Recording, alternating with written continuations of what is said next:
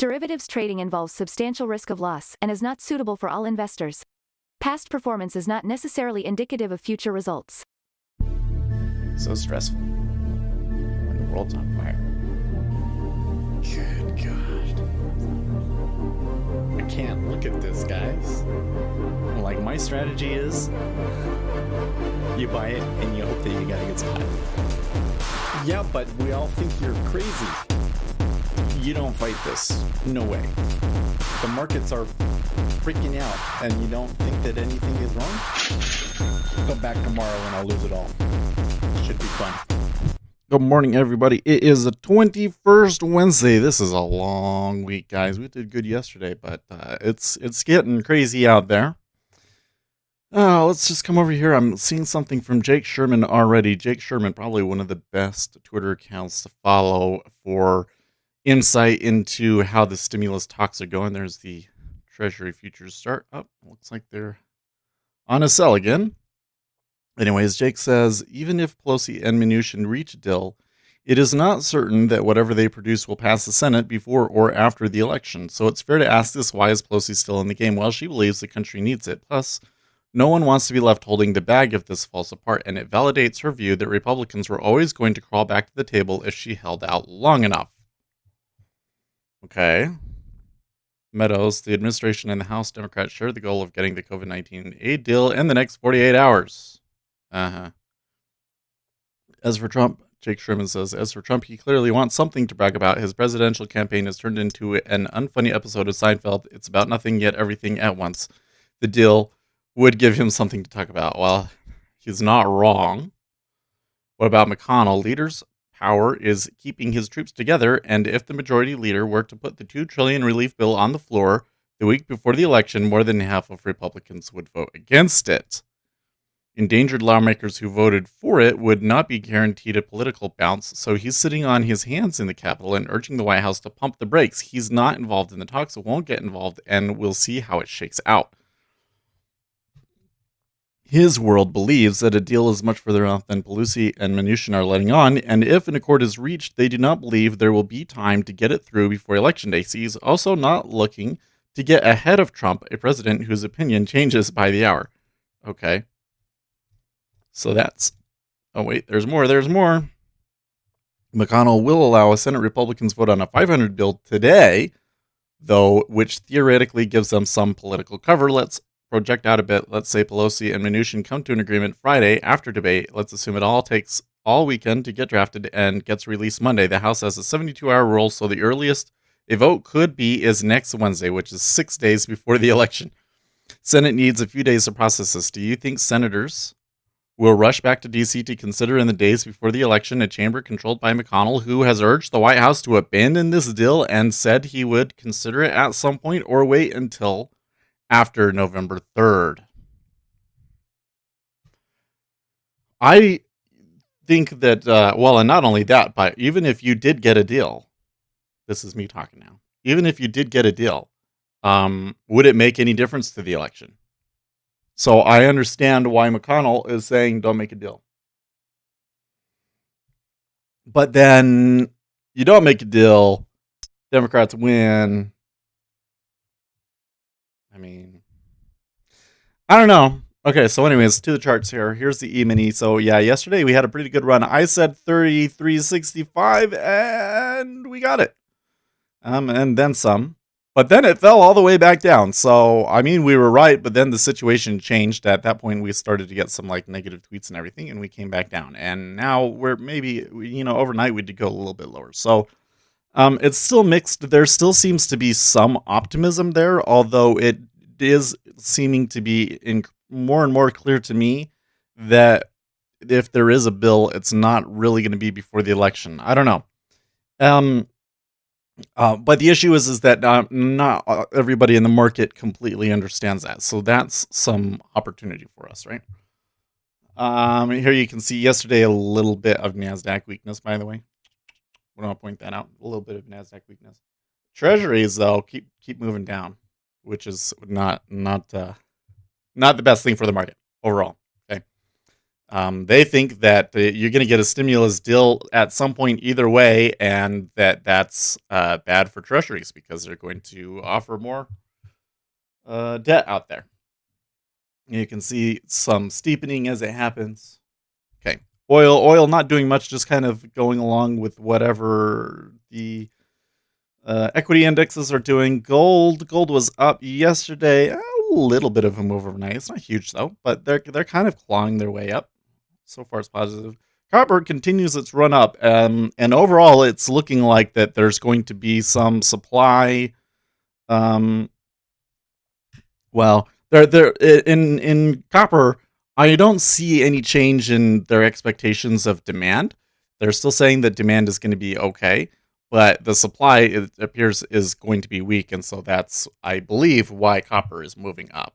So, as a barometer of the overall economy, I'm not so sure that it is that in copper at the moment. All right. So that's where that puts us. It is Wednesday. We don't really have, I mean, we got some Canadian numbers. We have Fed's Brainerd speaking near the top of the hour. And Mester speaking at 10. ECB Lane speaking. Overall, though, it's, again, it's a very, very light on the economic numbers this week. The best news that we're going to get is tomorrow when we get the jobless claims and we get the presidential debate, which is going to be like, whew, okay, so that's kind of where we're at right now.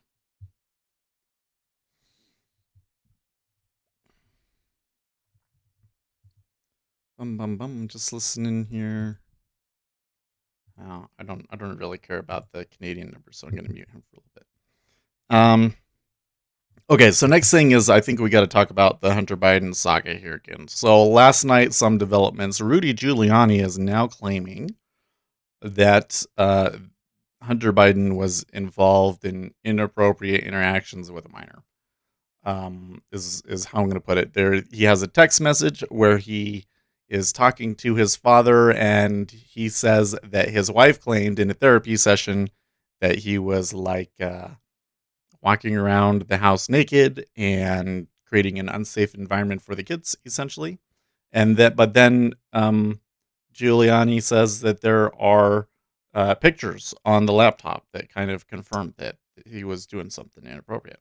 So, I'm not completely sold on Giuliani's read of what it is, because Giuliani's was basically saying that, he was being a pedophile. And I don't think that that's what he was saying in that one. I think that he was saying that he was lounging around the house naked and doing crack. That's what she is accusing him of. I think the way that this turns out is, one, we wait to see if law enforcement confirm that there is, and we have some unverified reports. But I would like to see a major news outlet verify that there was inappropriate pictures of a minor, is what we're going to call it.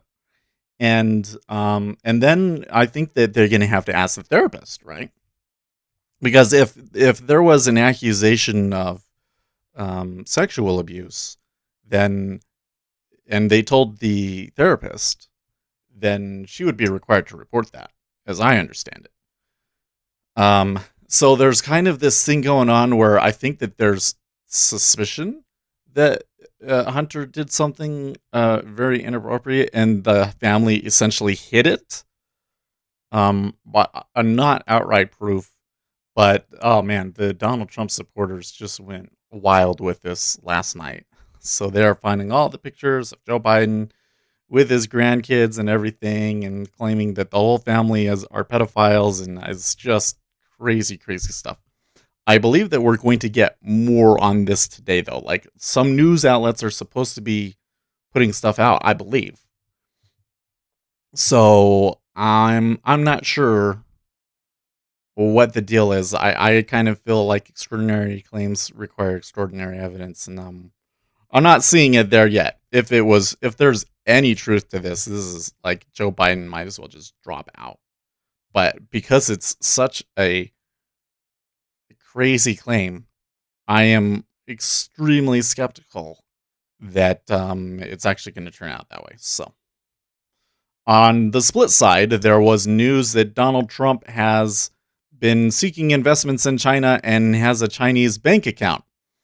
This one seems kind of weird to me because one, I mean, it wouldn't surprise me that he has a bank account in China, but obviously he hasn't done a whole lot of business in China. So, um, it kind of sounds like a nothing burger to me.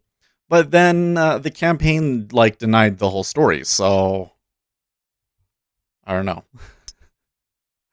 Is it just fake news? Maybe.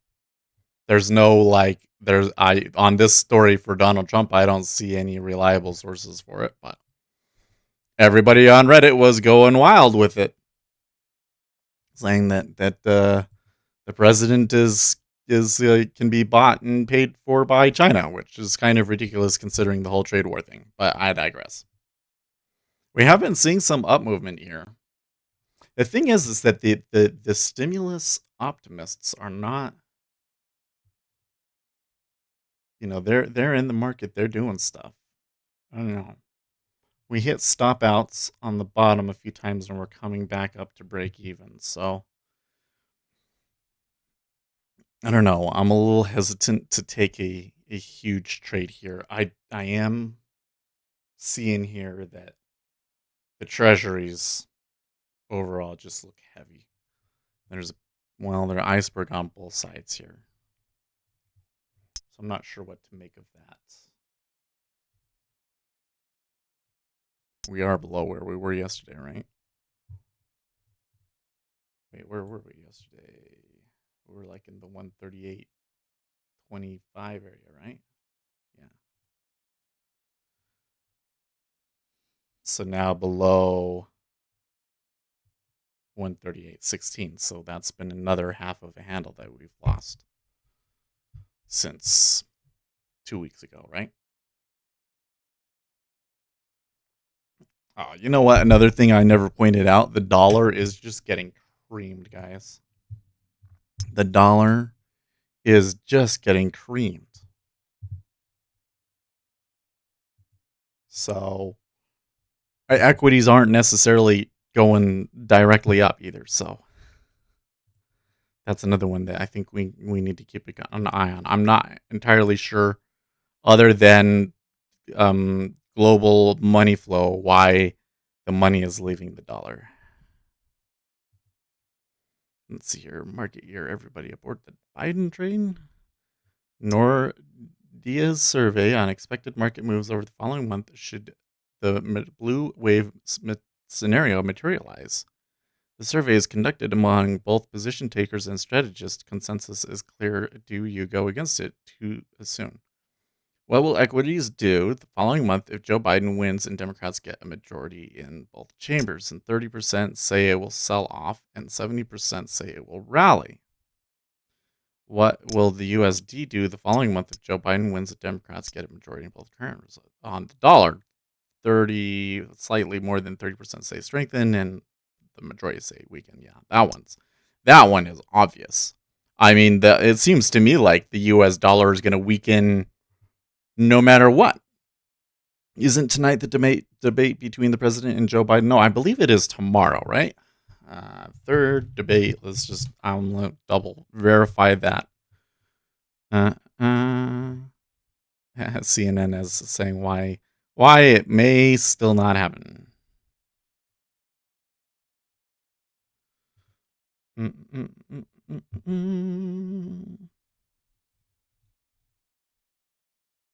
It is Thursday.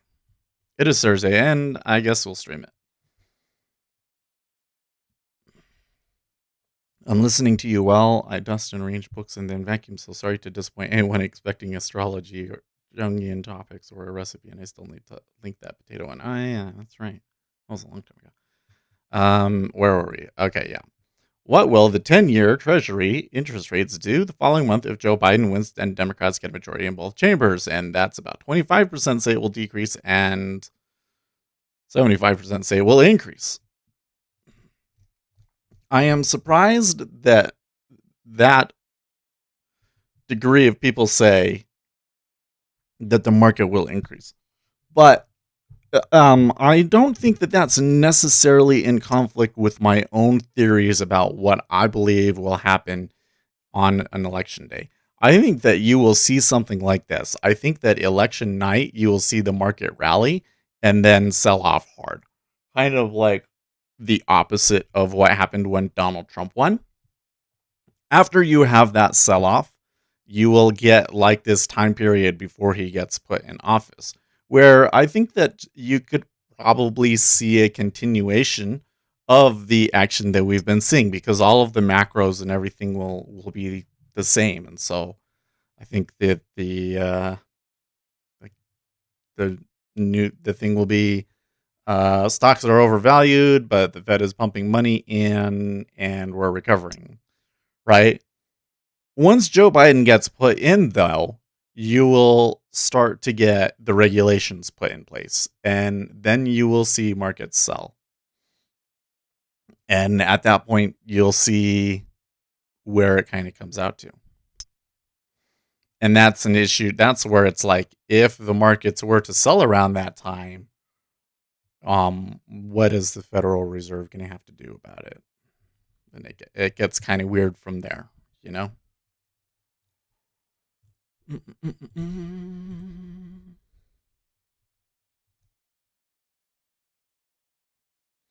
Okay, so again, in about 20 minutes or so, we are going to have Fed's Brainerd speaking. And the E-mini is rallying pretty nicely here still. The Treasuries tick down 16.5.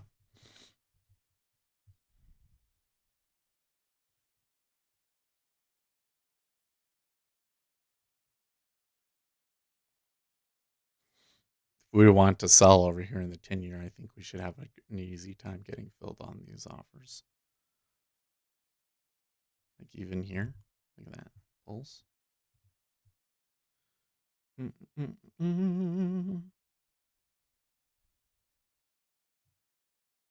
Nope, nobody hits it. Oh, we'll see.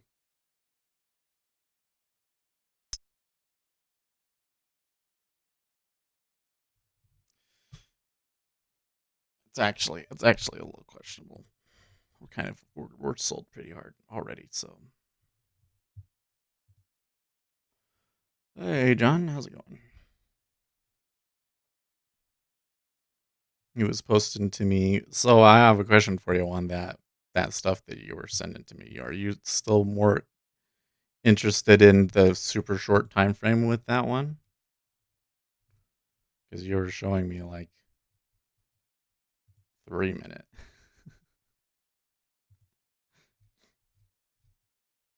Wait, didn't I? Well, let's go back and look.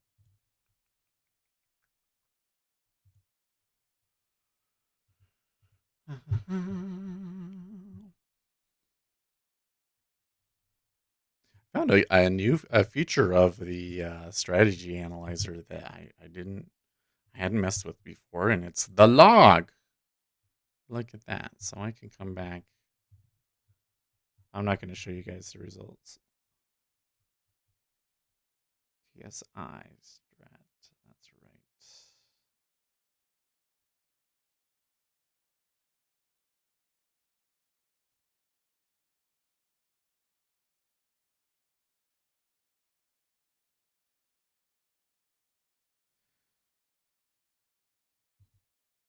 That one. That is just this year.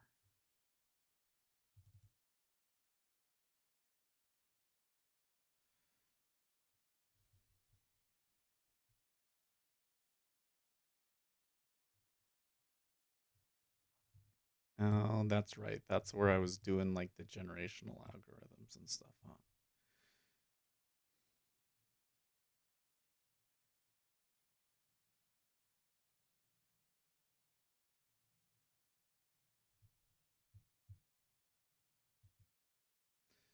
What did I do to get this one that was profitable?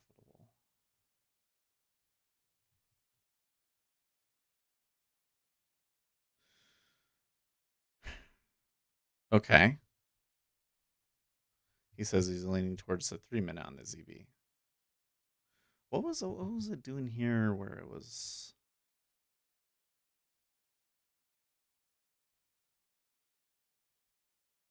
See, the thing is that it will tend to do better on higher time frames. So you can see this one, it's using a really slow moving average for it. It's quite slow.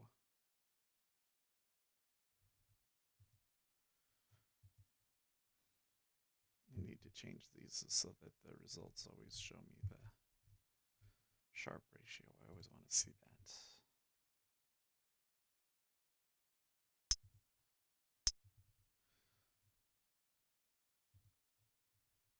Is there a way to save as default for this one? No, I don't think there is, actually. Okay, well, whatever. So let's change it then.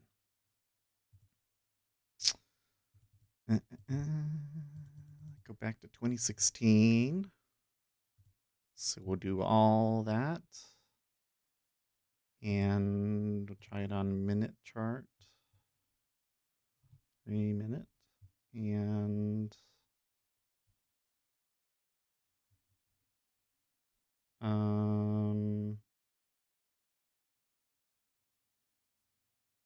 yeah, how many generations will that do? 125, okay. When you say I disagree with that comment about higher time frames, I think it depends a lot on what your daily goal is. I'm only looking for $50 a day. Well, no, I mean, here's what I'm trying to say, John. When you do a back test overall, the back test will tend to show that you made more money if you trade at higher time frame. Because think of it like this.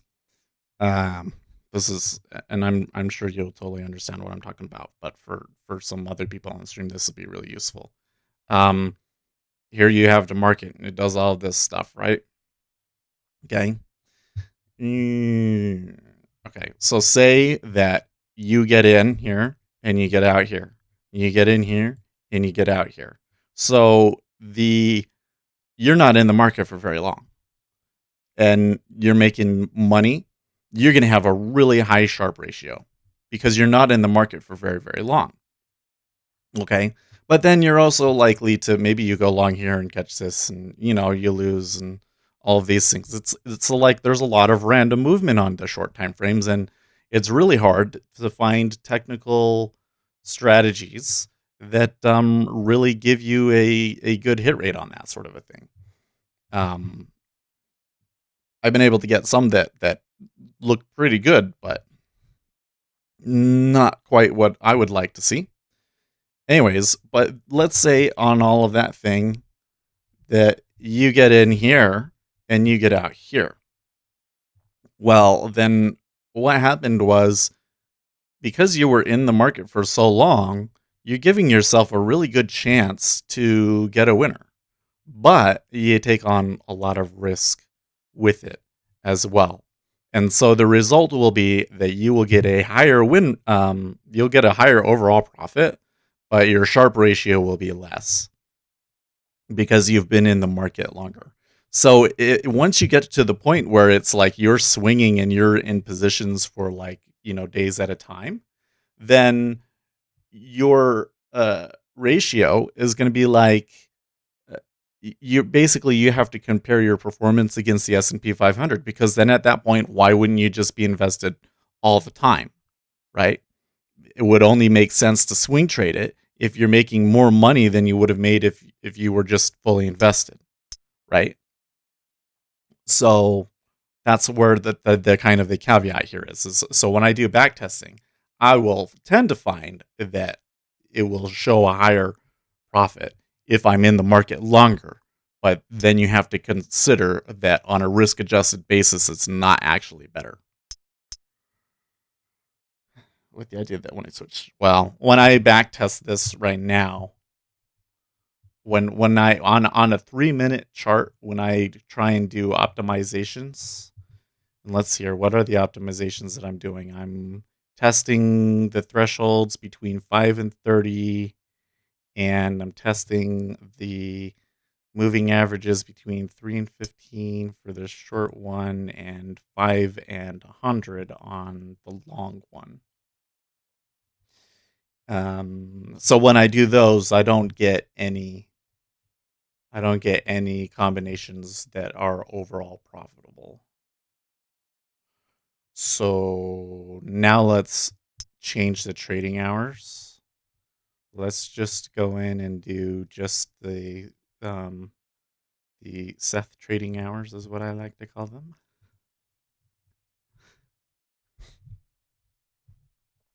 And see if over a 4-year period that we get something better.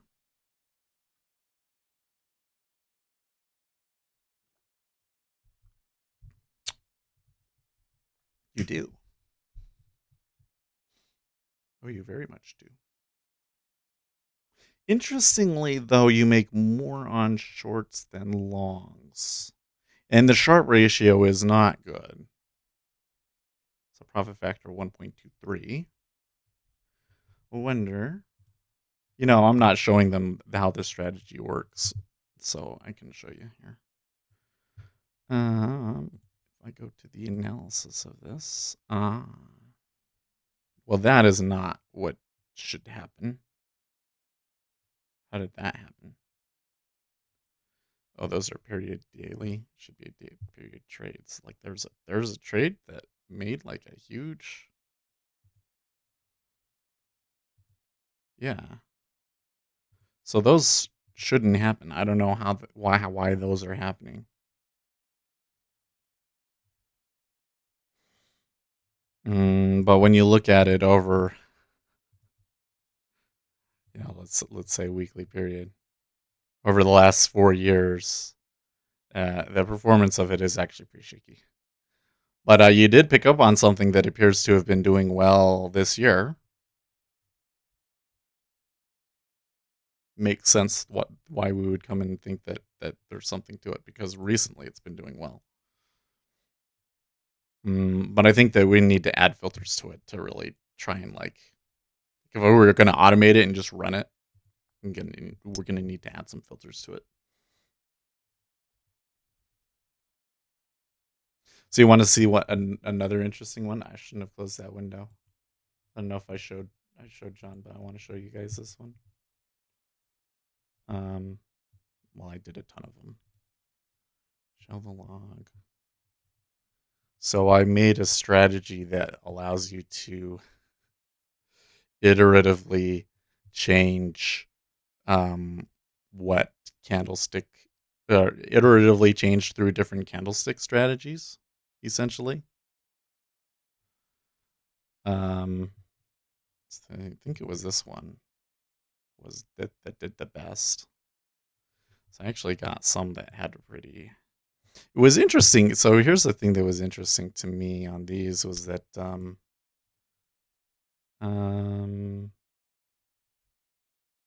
1. Oh, it doesn't show me the names of them when I'm reviewing it. Well, Smoker, good morning. Here, let's just do it this way.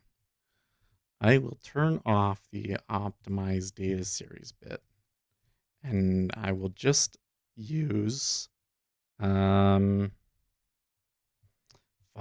bars, and I will change this so that it will iterate through the different strengths. Okay. So that should only give me a few hundred. Yeah, 250.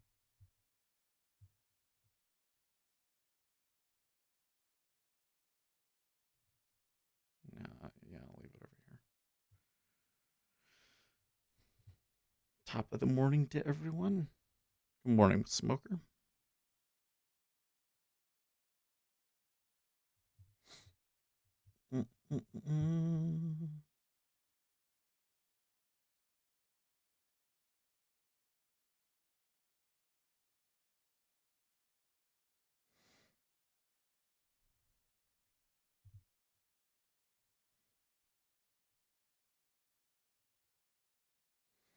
Facebook whistleblower exposes hate speech engineering group staffed with Chinese nationalists.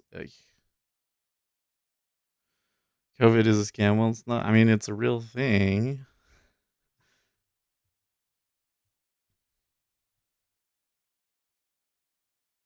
You don't want to get me and Uzi going on the coronavirus thing. I get really frustrated thinking about that, man.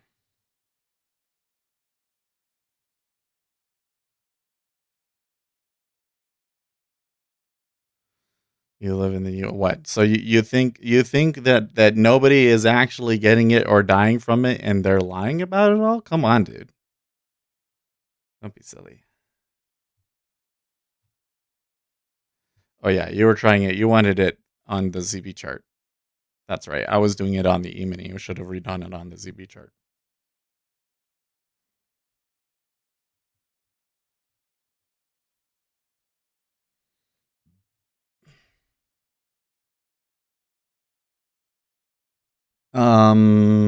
You have like an idea, like, or we just say like on ZB and go for 4 ticks?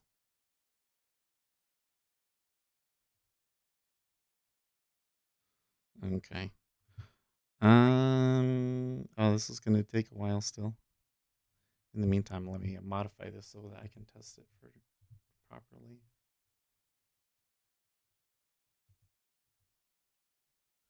Hope it's not chopping the stream. No, we haven't missed any frames. I think we're okay.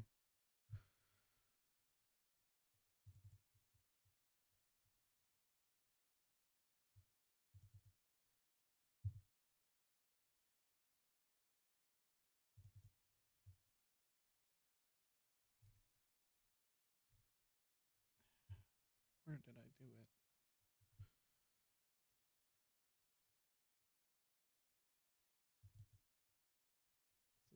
Bounce one?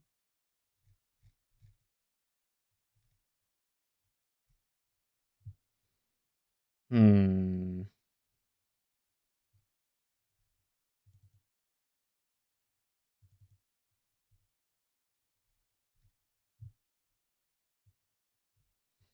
There we go.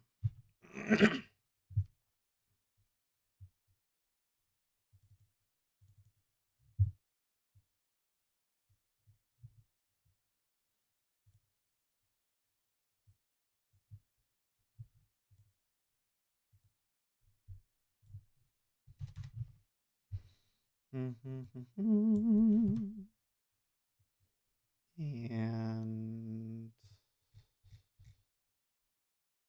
these, yes, there we go. Okay. Oh, and we're finished over there. Okay. And am I using? Oh yeah. Okay, so this is showing you that this was the candlestick patterns on a 5-minute chart, right? So here's I find it interesting that when you get it to the top, well, there's only a few that actually made money, and only a few that like actually like really truly did well. But here's one. Let's resize this. So here's one piercing line pattern. I've never heard of it before. And you have a pretty good probability on that one. And it's only going for 8 ticks. And that is interesting, right? Now, the issue with it is trades per day, 0.14. So it doesn't happen very often. Okay, this one's stick sandwich. I've never heard of that. What is a stick sandwich? Stick sandwich.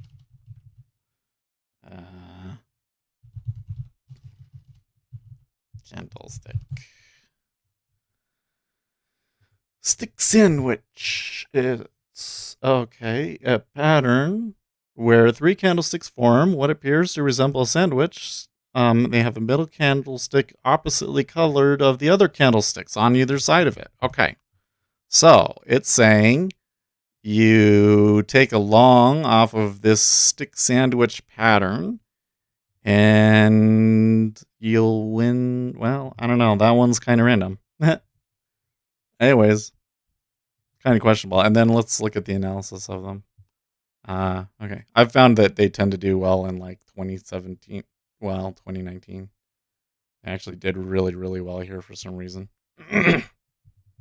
Anyways, so I was sitting there and I was like, I think that we should maybe try and use something that doesn't happen very often as a trigger and then use these other things as like, okay, and then that's when you get in. And I was thinking maybe using candlesticks, and but as you can see, it's not very good because you either get a signal that doesn't happen very often or you get a signal that really doesn't actually have a edge to it. So anyways, okay, so we need to go back and do this one.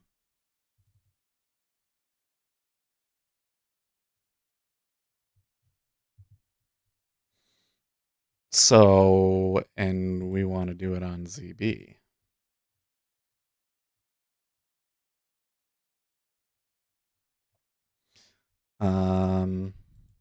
Well, let's do it like this. Minimum 4, maximum 16, increment I4. Same with this one. 4, 16, 4.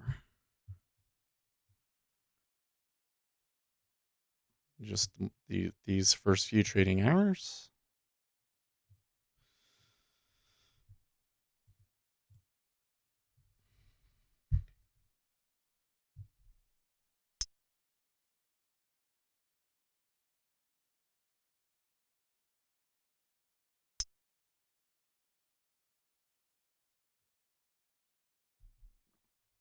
I think that it should be asking for more than 125, don't you think? Looks like since we had that nice move up in the E-mini that it's just kind of been sideways now.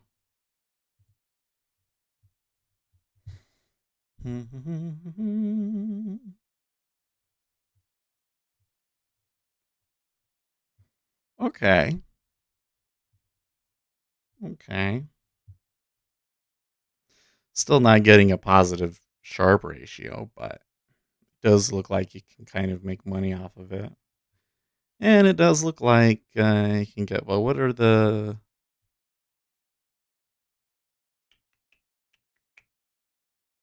Yeah, those are all kind of a little weird.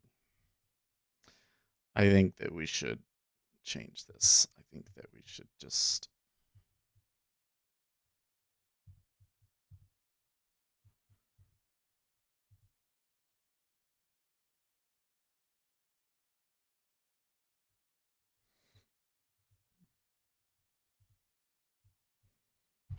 $25 and 25, right? -25. Oops.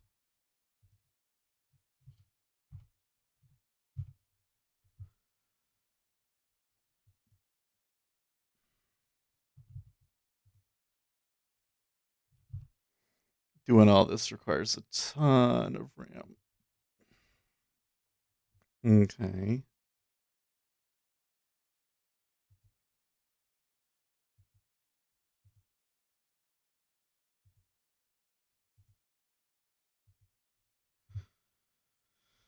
Zoom in, 3 minutes. All of these. Well, let's just remember this one. But it is kind of some weird see, it's like it's thresholds. Basically the reason part of why it's making money is it's saying that you don't need a very strong threshold for a long trade, but you do for a short trade. So the back tester is basically curve fitting and picking up on that you're more likely to make money from long trades than from short trades. That's why I'm changing it.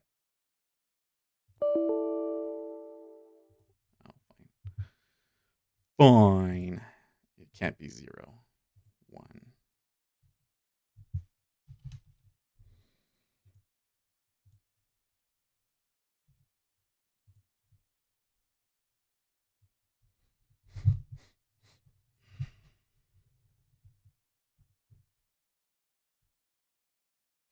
Oh no, you know what? We're doing it wrong.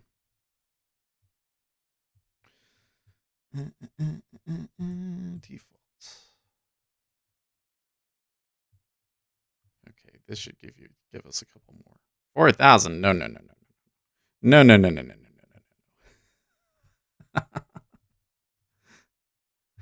Oh man. Oh man. Okay, wait.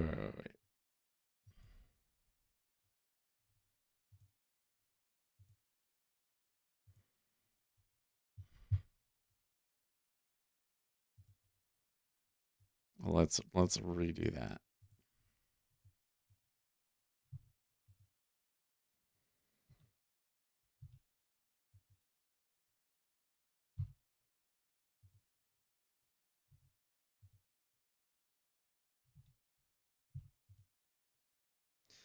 Four. Leave all of those the defaults.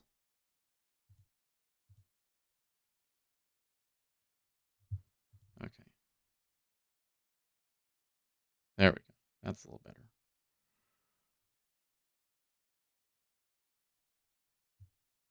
Well, they get close.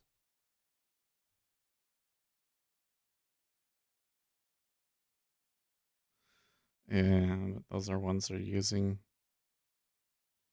long stops. That's probably the best one right there.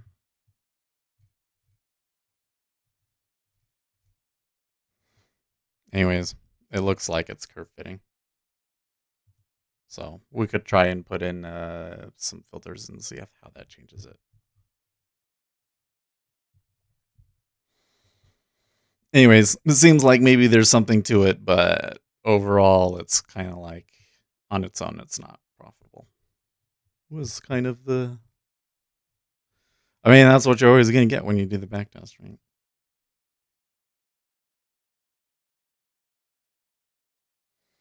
IMF expects Asia's economy to expand by 6.9% in 2021. By the way, the Treasury's moved up here.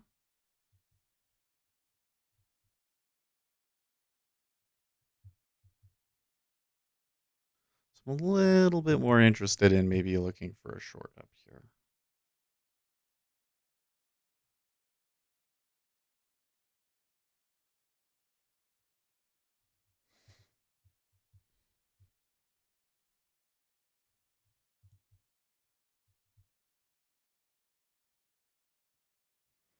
Glenn Greenwald has a single person claimed, let alone proven, that a single email published by the New York Post is forged or fraudulently altered.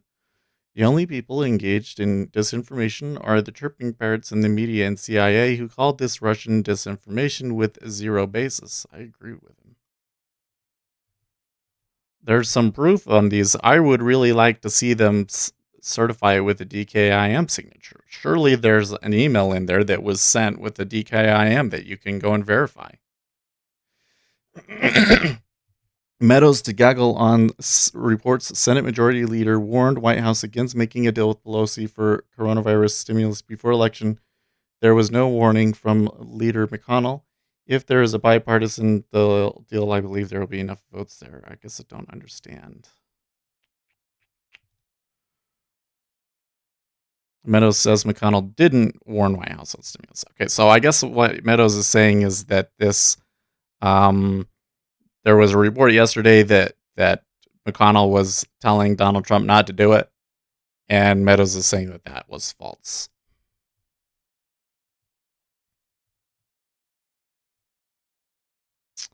Meadows is also saying that the Biden crime family was involved in hundreds of millions of dollars in money laundering schemes. Okay, prove it. Please. Please. I would love nothing more, but you gotta prove it, guys. Show me what is the phrase. You gotta show me the money. There you go. You gotta show me the money, guys. Oh, Donald Trump is on the tweet. Remember, Biden is going to raise your taxes at a level never seen before. This will not only be very costly for you, it will destroy our economy, which is coming back very rapidly. Oh my gosh, did you see this with the 50 Cent thing? I thought that was so funny. 50 Cent was saying that he would get taxed like 60% in California if Joe Biden became president. And he's like, I want to be 50 Cent, not 20 Cent. It's like, hmm, what's this? Was Pelosi's main objective to make sure those checks didn't hit before 11/3? Do they really think an extra week or two is going to make a difference? Pelosi miscalculated? Nah, I don't know. I don't know about that one. Because they still haven't made a deal. So,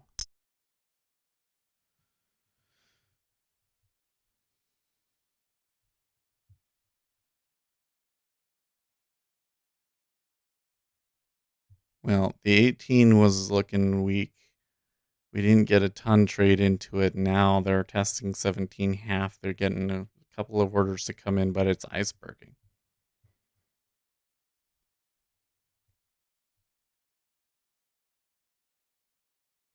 Eric Trump thinks that Twitter is censoring the vote.donaldjtrump.com link, but I see it right there.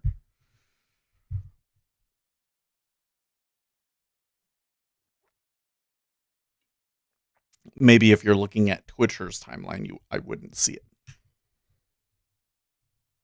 But when I'm looking at this one that shows me every message as they come in,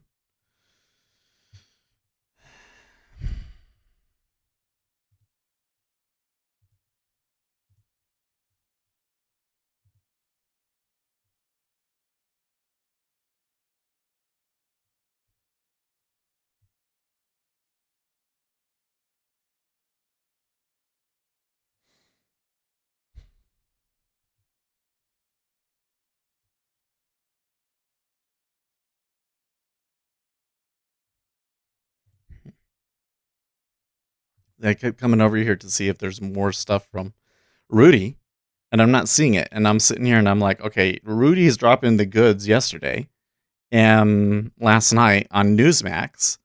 And they were just saying that there were going to be reputable news outlets putting stuff out. This is around the time that you should expect to see such a thing. They're going to set it up to run before the debate tomorrow. And I'm not seeing anything. So now I'm starting to wonder is like, did the other outlets look at it and decide that they didn't have enough to go forward?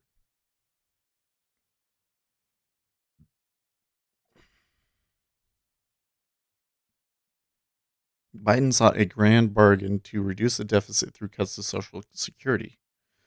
Joe Biden pushed hard to cut your Social Security. If elected, he will do it again. Wow. So I didn't catch that one.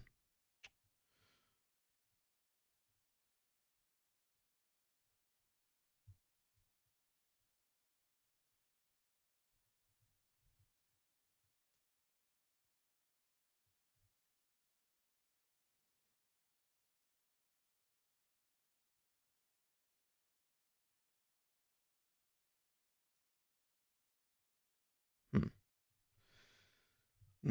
I'm not seeing anything here.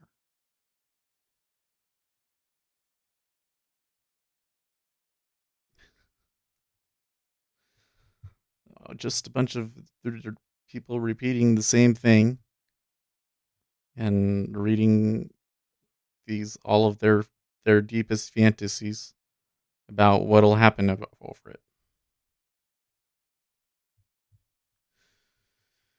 Okay.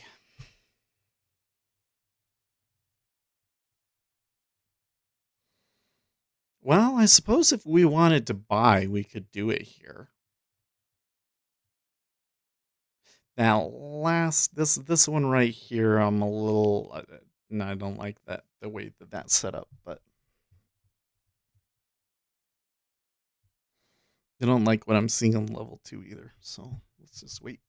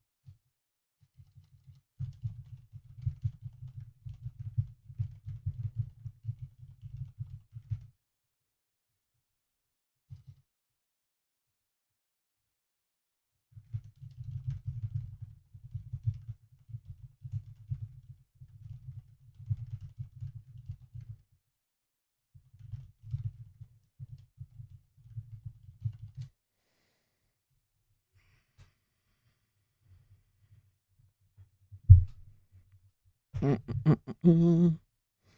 I don't know. Like the other thing that I find interesting about this latest quote unquote bombshell from Rudy is that there's like literally no discussion about it on Twitter or anything like that. I only see it on the Donald.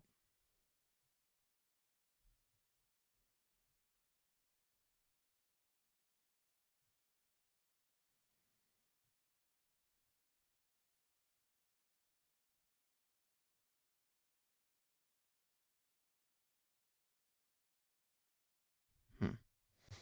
And they did tick down at 17 half, so I guess we missed our opportunity to get in there. If they decide to do something here, I think I want to get in, but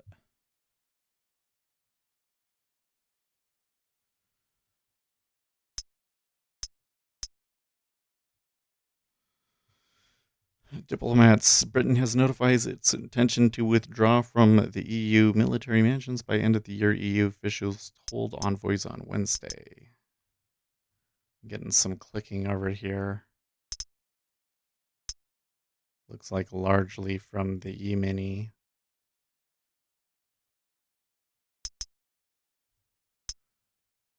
And they're moving up pretty aggressively now after that.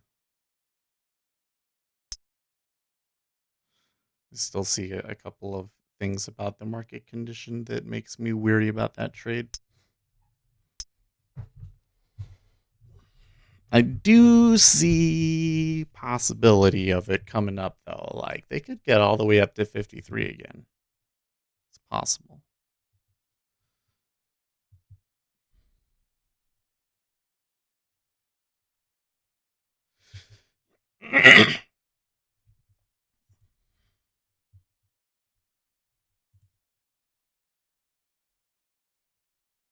Hmm. Florida early vote cumulative total Republicans 298,000, Democrats 221,000. Okay, so this is an interesting one. Um, I've been seeing a lot of statistics and numbers on registration, early voting, etc., etc., etc., that appears very favorable to Republicans. So there's two things on this though. One is that the polls have all been weighted pretty heavily in favor of Democrats. When a lot of information that we've got seems to suggest that the turnout is going to be roughly equal, right? But I also see some evidence to suggest that there's a pretty sizable contingent of never Trump Republicans that are voting against Donald Trump. So just seeing the Republican numbers on early voting alone, I don't think it means a Republican victory. Actually, I should tell him that. I don't think that he's going to want to hear it, but. Mm.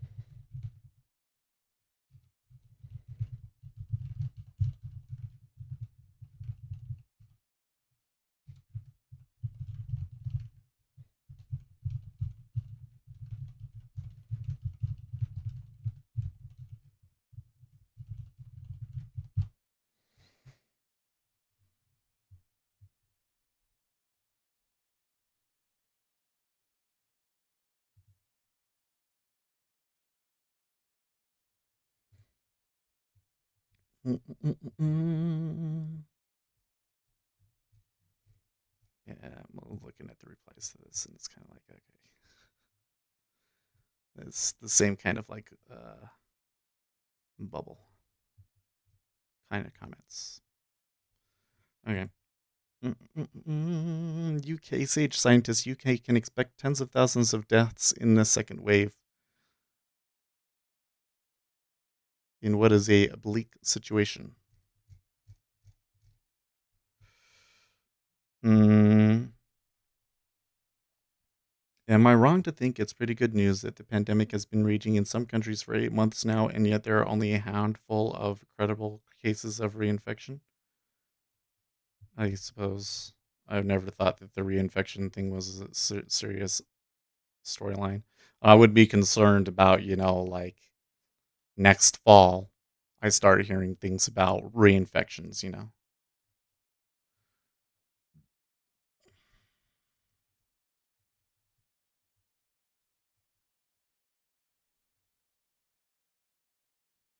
PayPal joined the cryptocurrency market on Wednesday, allowing customers to buy, sell, and hold Bitcoin and other virtual coins using the digital payments company's online wallets. Really? Well, that's interesting. They have been continuing to rally here.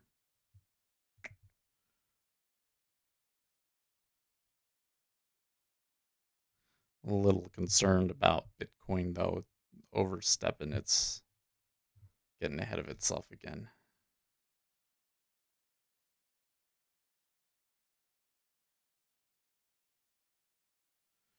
Marty arrived in the future 5 years ago today? Really? October 21st, 20. No, no, no, no, no. 5 years ago. Oh, yeah, that's right. That's funny. That was 5 years ago. Man, Back to the Future's vision of the future was so much cooler than what it actually ended up being, isn't it? Oh, man, I got in that and they went against me? All right, well.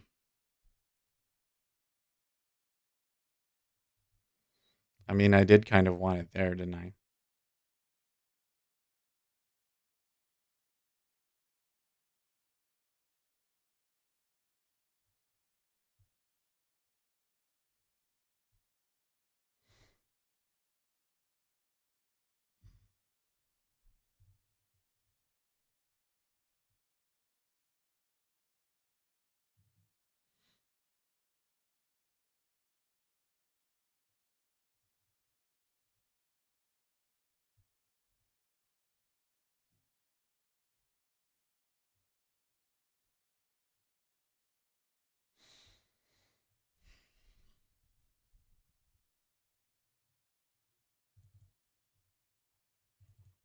Okay.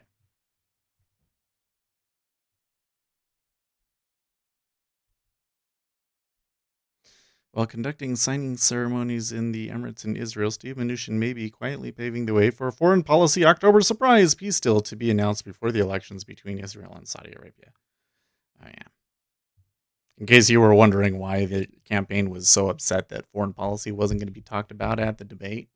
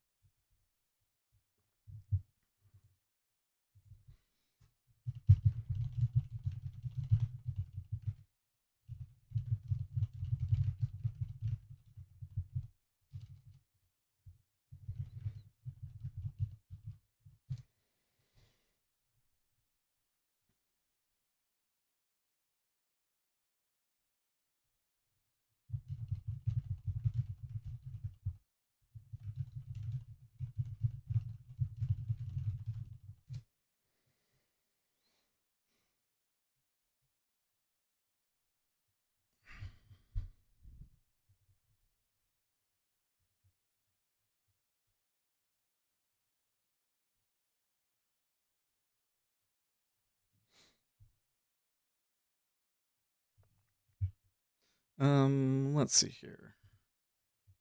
Uzi Knesset says we went to early vote on Monday. Line way too long, lol.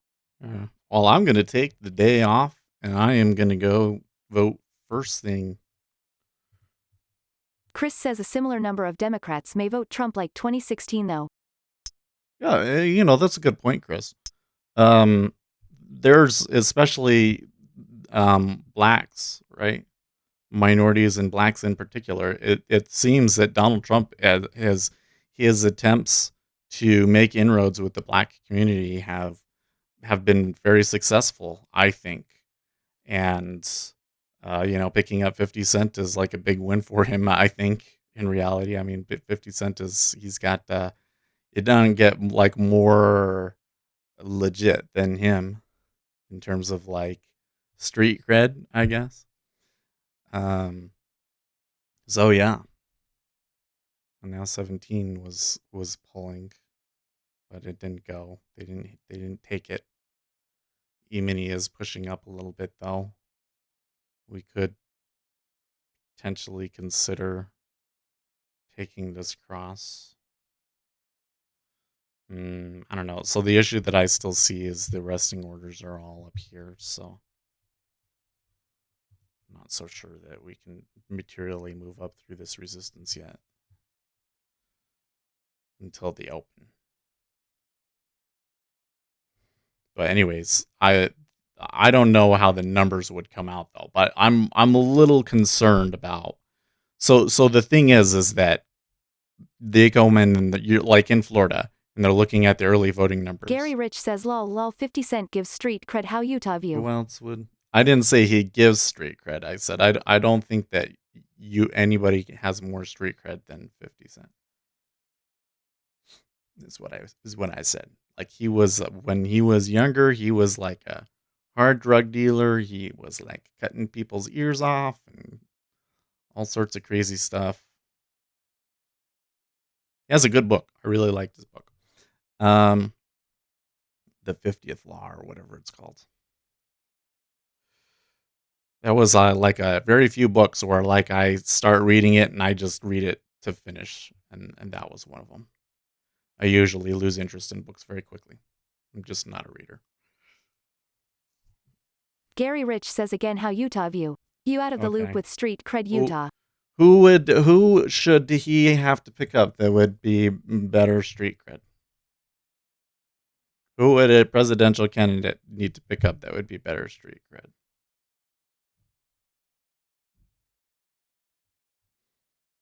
Kudlow is going to be on CNBC.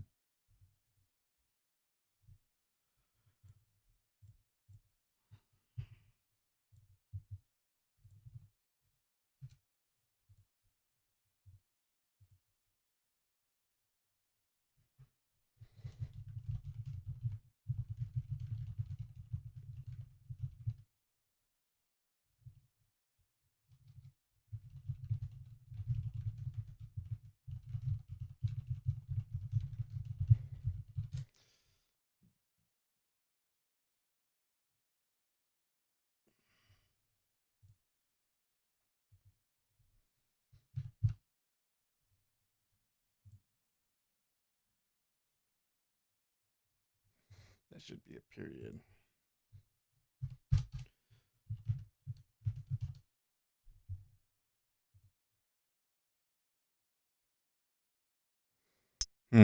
I mean, I am in Utah, so I don't know like who the popular. All I know is that like if you were gonna have a celebrity, so like when they did the headphones, for instance, right? It was 50 Cent. And he has always been like the business guy. I think that the endorsement, I mean, endorsements overall aren't that significant, but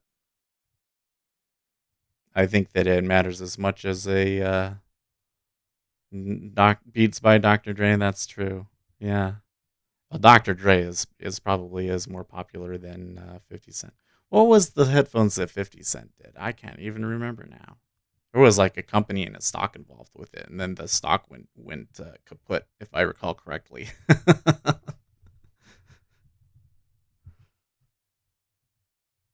I watched that one. Like I never put any money in it or anything, but I watched that stock really carefully because I was like, okay, here's an example of a penny stock that caught a lot of news. So what ends up happening in a situation like this? And the conclusion that I found was that if something goes wrong, the insiders will know and bail before you have any chance to know what's going on. 50 Cent was vitamin water? I don't remember that one. So you see there, they ticked up when the E-mini, like if I see the moving average turn down, I see the treasury tick up. But look, it's not doing it on a lot of volume.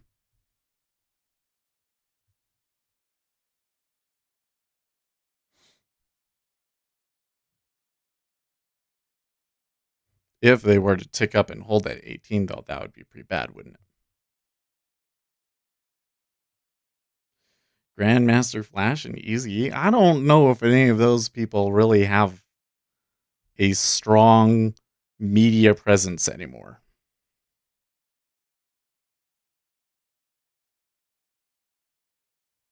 So they do try and take it up, but 97 bid? That's kind of odd.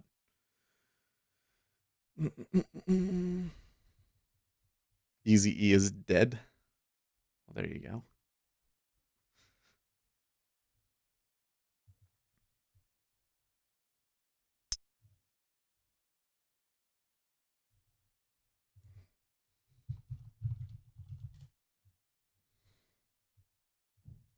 I mean, if you really wanted to get into it, right, the best cred would probably be Tupac, right? But he's dead. There's a ton of people on the Donald saying if Tupac was still alive, he would endorse Donald Trump, and I'm like, let's not let's not say what dead people would or wouldn't do. You know what? I do that all the time, though. I do that all the time. I probably should stop. Tupac is alive, you say? Do you see that thing where they did like a hologram of him? And everybody was saying, that's not really a hologram, guys.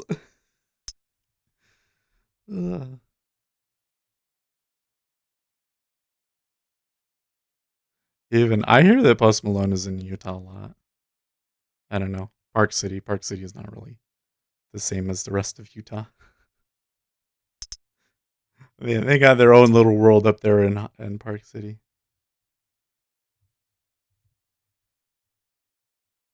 I wouldn't mind living up there, though. Once they get the fiber optic cable up there, I tell you what, we'll move over there.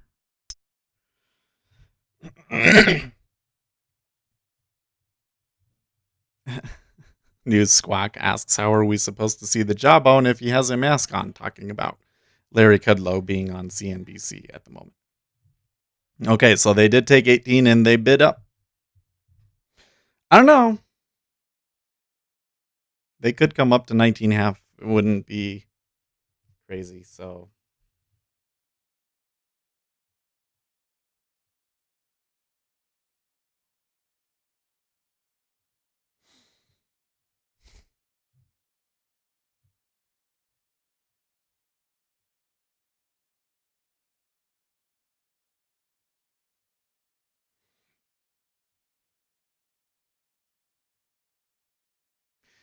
Though I should point out, it's not a lot of volume coming through. Not a lot of volume at all.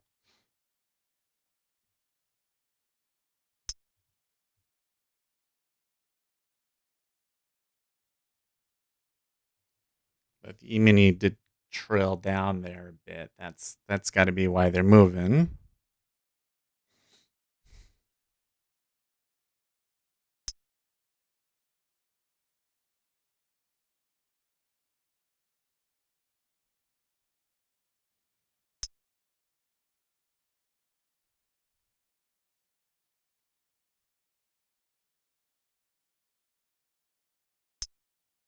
Okay, so here's the move in the E-mini. Okay, there's a lot of volume on that first opening push.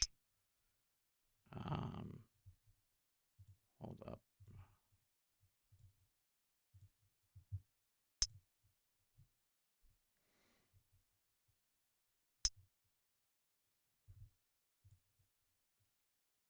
Hmm.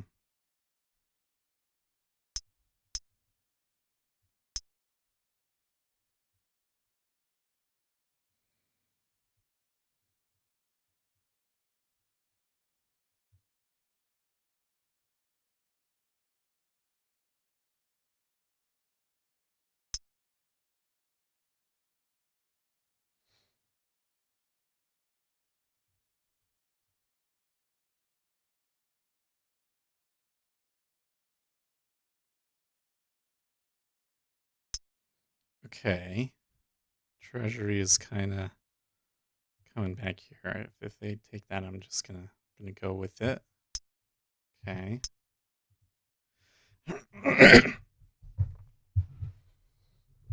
Well, I'd like to see a lot more people getting in after me than that.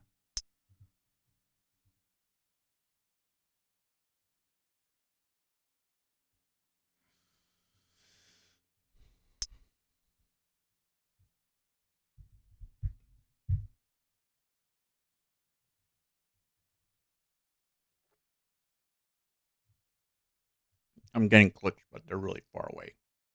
We're gonna have to filter over here too.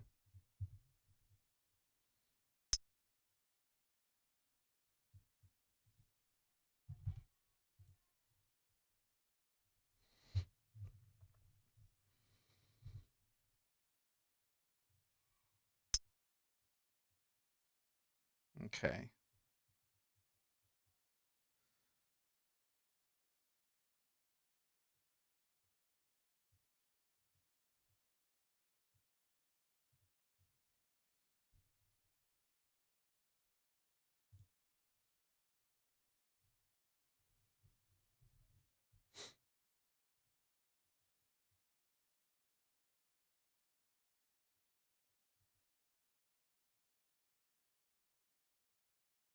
Okay,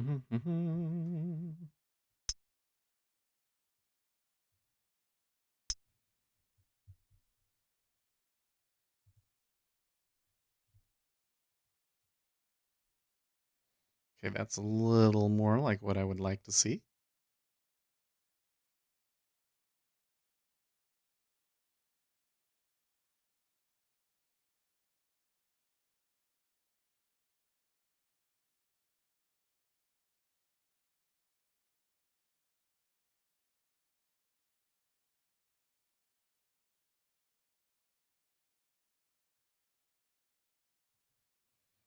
I actually think we can move this.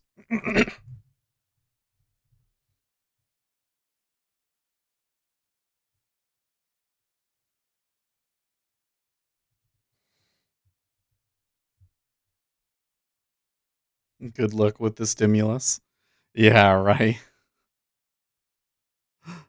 I don't know. It was. It did you look at how that whole thing turned out yesterday? Because I said it could get up to 65, right? And it did. But then, like almost immediately after they got it, it turned back down. And the thing is I'm not necessarily positive on the stimulus. Like, it seems to me like they might be able to get it done, but that if they do, it's you're not going to actually have a bill for like a week or two. Like it's actually a little crazy to think about how down to the wire it is. But what I'm just kind of going along with the positionings and the headlines because I don't think that the majority of the market participants understand enough about this to be able to see it that far out, Gary. I see Netflix did not make the street. That's good. Tesla is up next. Well, they sold hard yesterday, right? The stimulus talk was crap, and those who bought it got front run. Well, whatever. I mean, we took a good trade off of it, and we made a good call about where it was going to go. But yeah, it immediately sold the ones we got up there. Like the thing was, is as soon as it got up there to 65, and I don't remember exactly what it was, but then I saw other tweets, and I was like, well, that's not positive. So you want to take some profits here, and then they all the way back down. Difficult market to navigate, that's for sure. But I don't know. Sometimes you have to go with it. Like this is the thing that's difficult about trading is when you're trying to take advantage of a informational asymmetry, you have to consider that the market could move based on the wrong thesis. Netflix and Tesla's yesterday. You think that that Tesla's going to be bad? They were front running Tesla. It could be. I mean, the whole thing has been that their last quarter's earnings really shouldn't have been as good as they were. So, and I'm concerned that they keep reducing the price on the product and everything.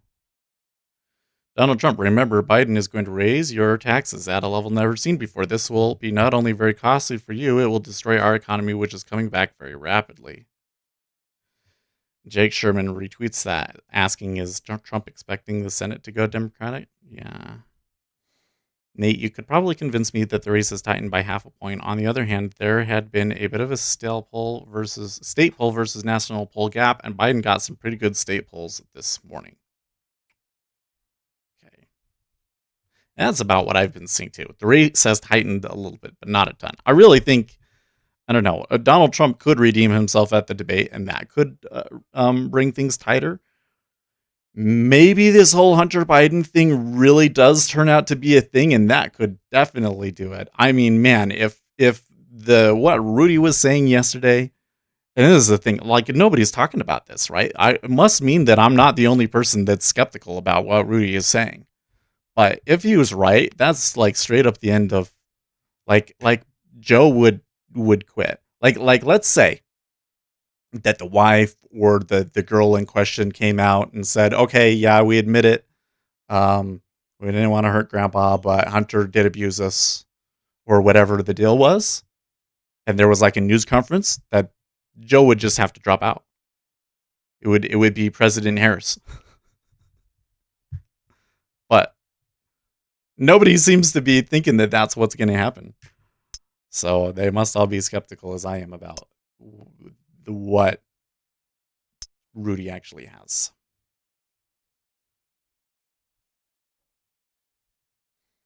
Okay, so this particular bar is not the best that we want to see.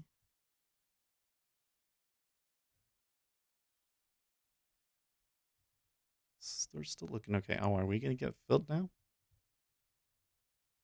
I'm glad I held on in the treasury there.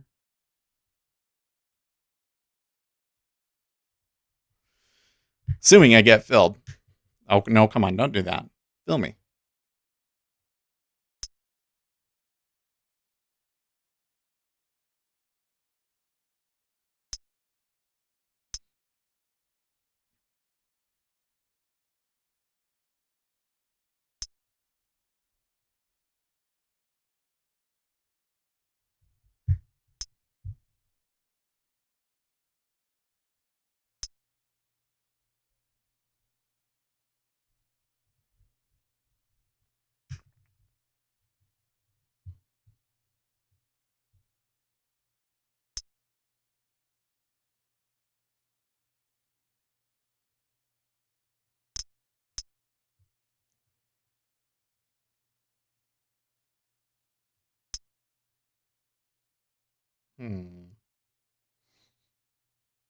Okay.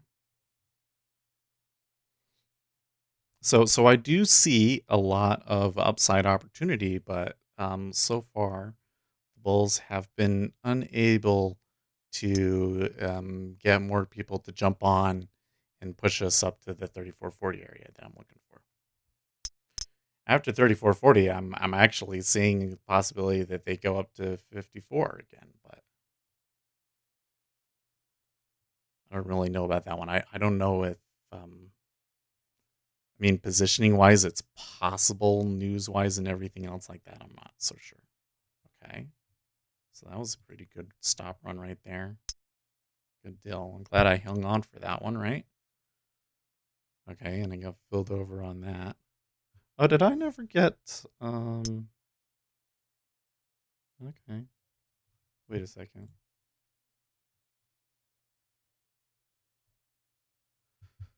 That's not what was supposed to happen, guys.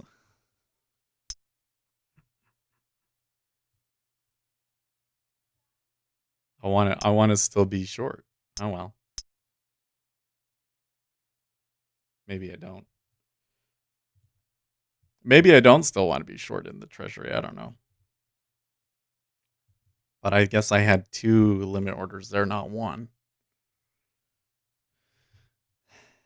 Is that what really happened? Orders. Was he in?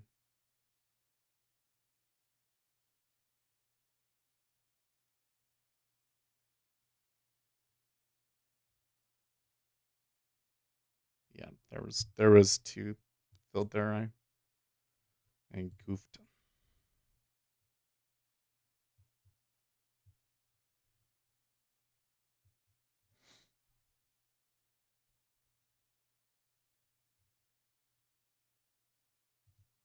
Okay, well, I'm not particularly enthusiastic about the way that the DOM looks right here.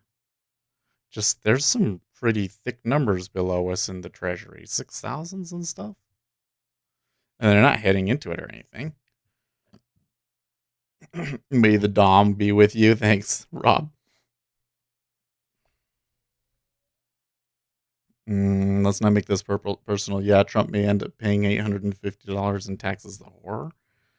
Well, I think it's more than that. They're talking about like, well, let's see. Let me go back and find it.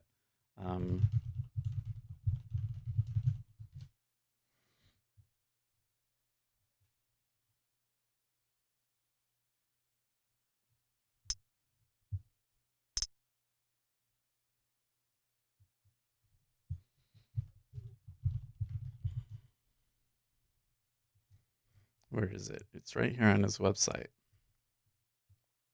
Joe Biden's plan taxes long-term capital gains and qualified dividends at the ordinary income tax rate of 39.6% on income above 1 million and eliminates step up in basis for capital gains taxation. Right? So that I'm sorry, that's going to affect the market. That is like, and sorry, we should I should get the numbers all right.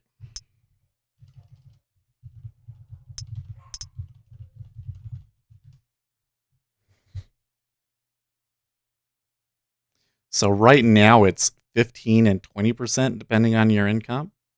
So they're basically going to double the capital gains tax for high earners. Right? So I'm just saying that's going to take if they actually are able to pass that tax plan, that's going to take a chunk out of it. Just is. I think though that the market is assuming that the Democrats won't be able to pass such a plan. I don't know.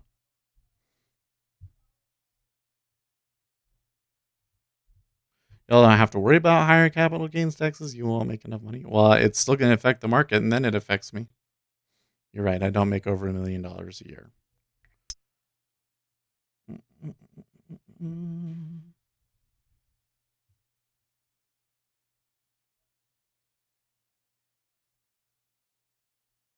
I think I should have let that one ride a little bit more.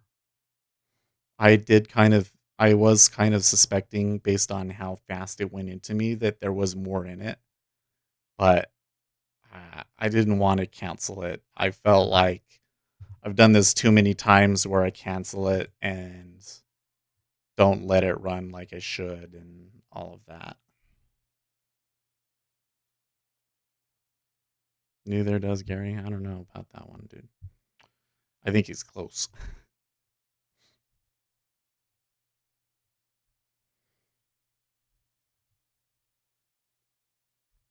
Let's see here. This is more specific than what I read the other day. When I read it the other day, his tax plan was not. Oh, this is the Joe Biden tax plan 2020 from the Tax Foundation. Okay. So imposes 12.4% on income earned above 400,000. This creates a donut hole in the Social Security payroll tax where wages between 137 and 400 are not taxed. Reverts the top individual tax rate for taxable incomes above 400,000 from 37% to 39.6%, which is what it was before. Taxes long-term capital gains and qualified dividends and it is gains and dividends at the ordinary income tax rate of 39.6% on income above 1 million, and eliminates the step up in basis for capital gains taxation. What is that? Research.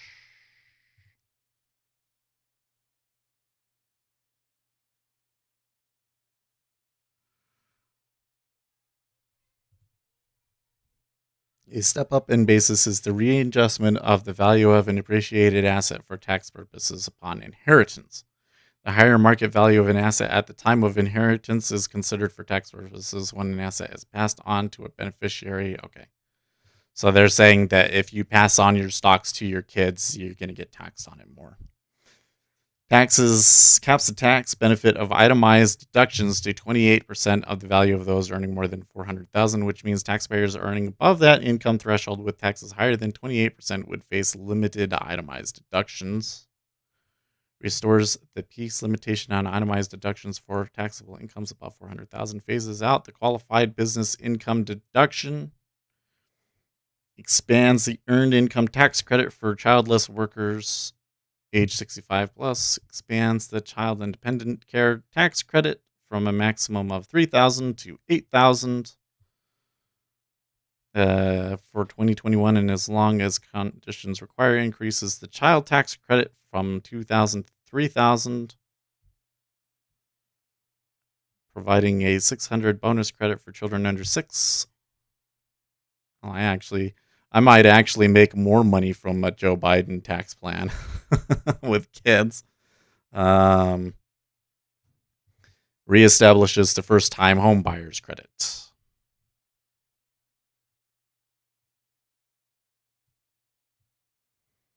I'm single, no ex-wife or kids. I'm getting screwed by the oh, I bet, man. Yeah, you guys are making money. The single people without kids, because basically the way that they did it was you got a reduction in taxes mainly from the kids.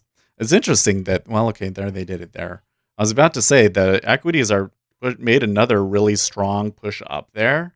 By the way, they retraced to the move that I was expecting that I go for. One of the moves that I like to do is to see them wipe out the overnight cost basis. They did that. So, trade's over. I don't know how far they can go up from there. Kind of have to wait a little bit and then see where they get for later trades. Other than maybe we could still be short treasuries. I don't know. Where did we take that off at, by the way? 34.40? Okay. Yeah, so there was a whole $50 left in that. I really should have let it run. That's okay. I don't know. The thing was, yesterday I was really risk adverse and took a lot of small ones, and that really worked out for me. And so, and I don't know. Like the thing is I'm not 100% sure the whole basis for this rally really makes sense per se. I was kind of more without the positioning. I wouldn't have been going for that one. So, anyways, on the tax code. Yes, it will suck for the rich. The thing is I'm more concerned about the amount of investment that you're going to get, right? So it's just a little. I mean, don't get me wrong. Because of what the Federal Reserve has been doing, there has been frankly too much investment into the stock market, and the issue that I have with the way things have been going. Is that yes, overall, when you have a lot of investment, that is going to increase your GDP growth rate, but it doesn't happen right away. It takes a long time for that to happen. And meantime, there's other areas of the economy that are languishing because that money's not in there. Well, what's going to happen now is they're going to take money out of the stock market and they're just going to put it into paying down debt. So you're taking investment money out of the stock market, and you're not actually going to put it to work. You're going to kill the money, essentially, right? So this is where I say the market seems to believe that Joe Biden won't be able to pass his tax plan.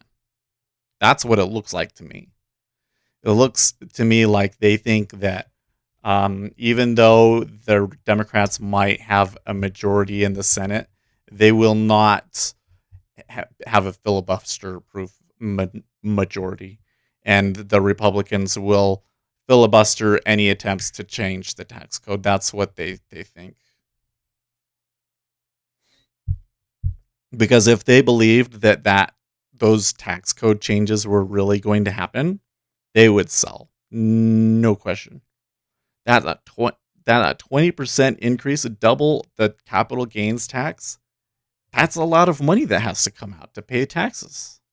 There just is.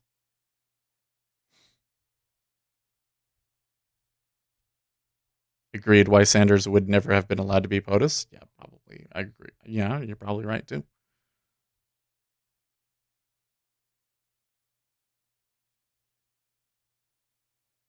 They're really thinking, Joe Biden will be an old school Democrat that was pretty business friendly, actually.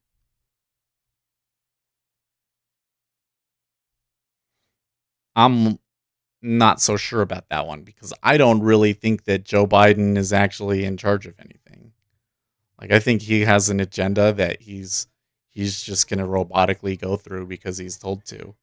And some of it, those executive orders are going to be not favorable to businesses.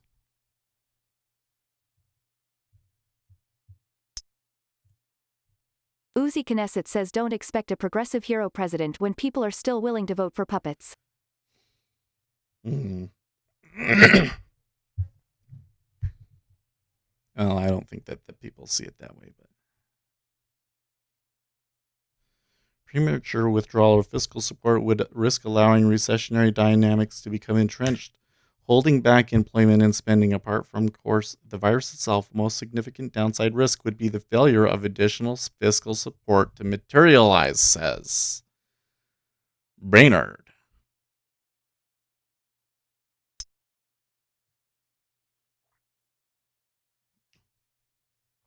So even though it was a mistake for me to get out at what was it, 16.5 or whatever, I'm actually kind of glad that it worked out that way, because even though the equities are moving up, the treasuries aren't pushing down.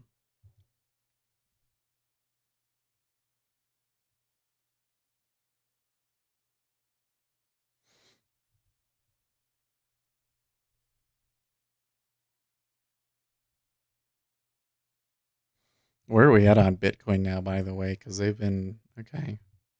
Yeah, this is like the highest that we've been in a long time.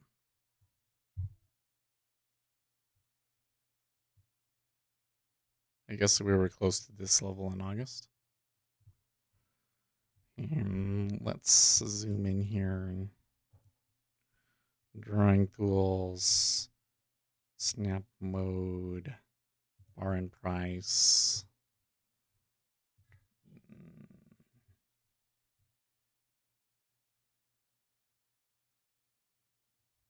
I think it's a labeled ray. Oh, that's not what I want.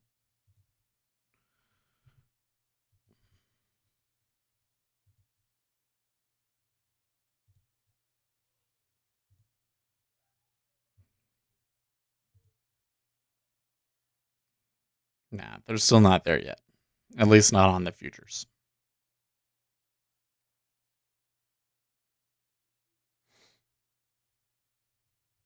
Nice 100-point opening run, yeah. I took it off way too early, John. I mean, like, I had the trade and it was all great and perfect and everything, and I said, well, it could go up to 53, but I took it off of that first run, and then it was happening fast, and I wanted to take my profit anyways.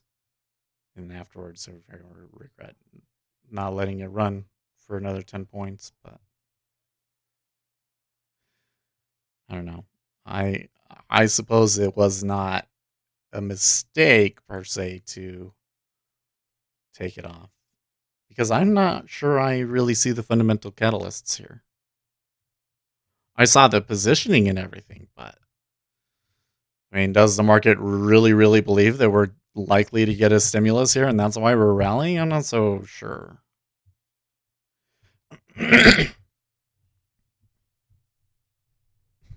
The Hill opinion, unified rule for Democrats would end America as we know it.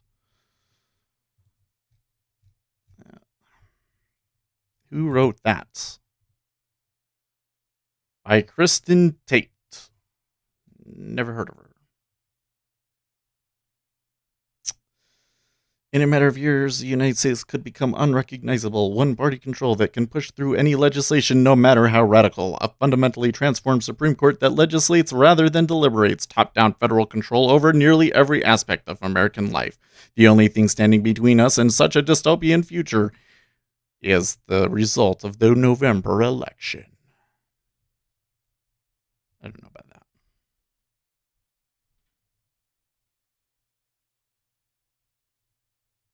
Oh, that's right. I forgot.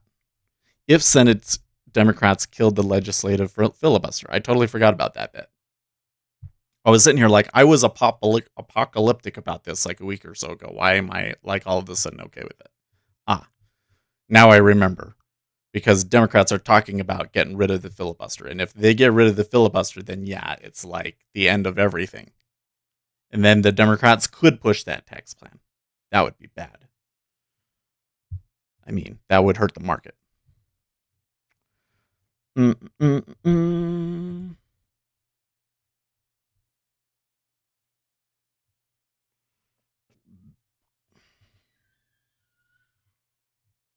Young Hong, hello, how are you?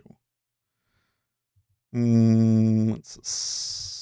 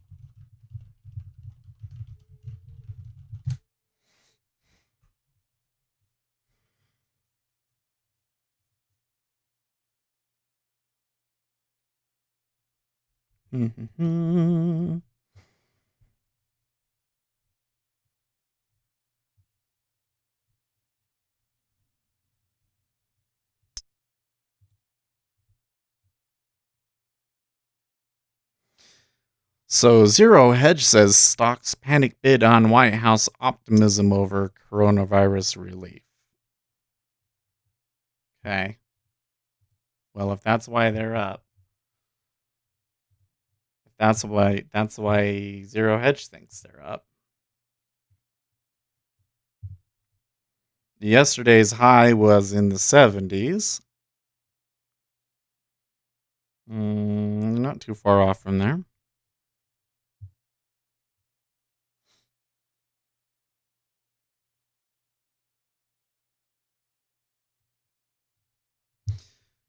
I'm not too sure what we get for a further trade, though. I mean, like this seems to be pushing. I don't know when the pullback is going to come. The risk reward for me at the moment doesn't look super great, and since I don't get like a whole lot of information about positioning, I can't really make a good long call here.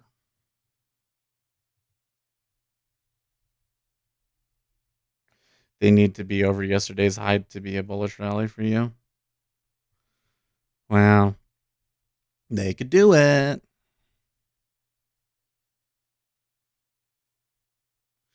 EU leaders to hold video conference next week to discuss COVID situation. News Squawk says leaked agenda. Define what COVID is. Come to agreement on language to be used to describe COVID. Talks interrupted by Brexit. Finalize mandate on COVID talks. Schedule COVID talks for the future to decide what to do. What's on the menu? What the heck? Oh, so that's what they were supposed to do and it's got pushed out? Okay. we getting stuff from Brexit talks are set to restart and they are aiming for a deal mid-November, says BBG source.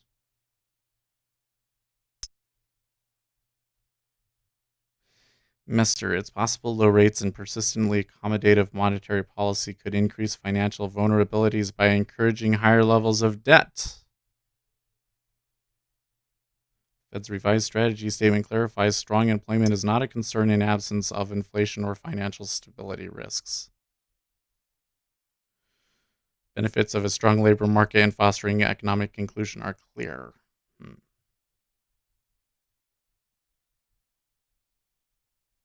There may be circumstances where monetary policy may need to be adjusted to mitigate risks to financial stability.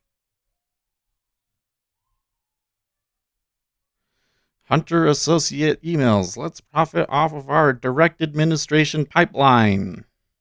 There you go. Those are the kind of headlines I was expecting to see today. I don't know if that's enough. That's on Breitbart. Oh, no, wait. No, this is from the New York Post.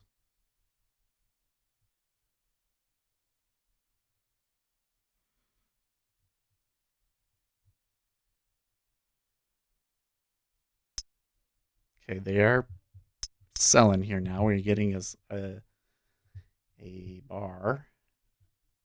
We're getting a bar, guys. Now they have to close below 50, so let's see. They gonna fight over it?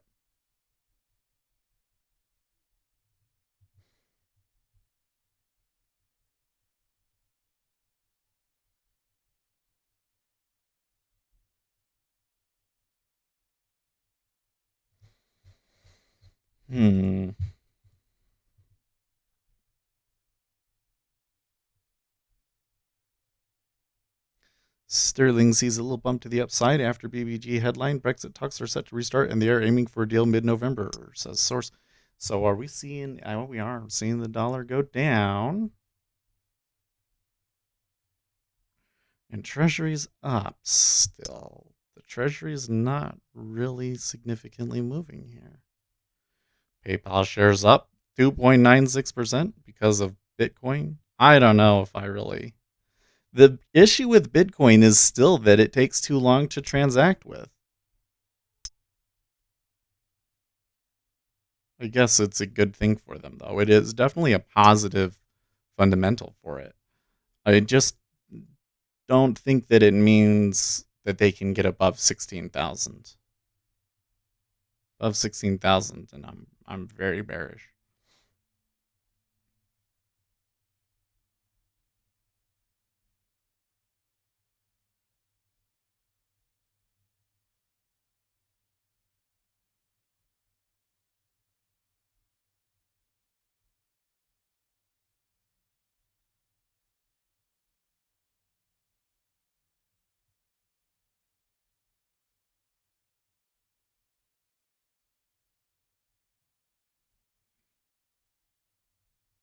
Kudlow not outdoors for an interview. This is bearish. What's this new squawk? He still hasn't, I guess, he still hasn't done the talk yet. Not all mornings are this optimistic, says Kudlow on CNBC.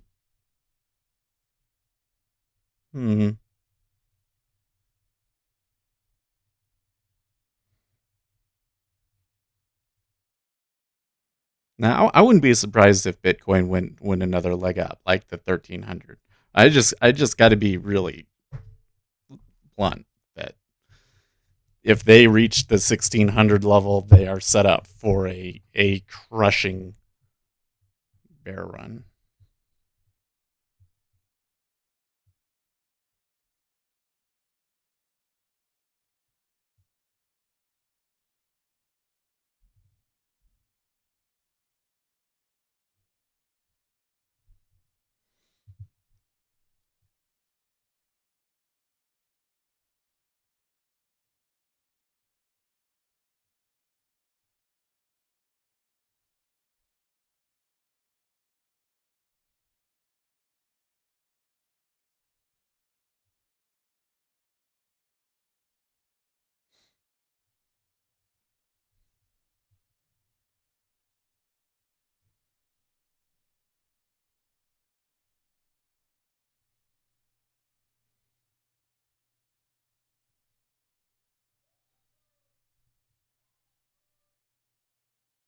Mhm.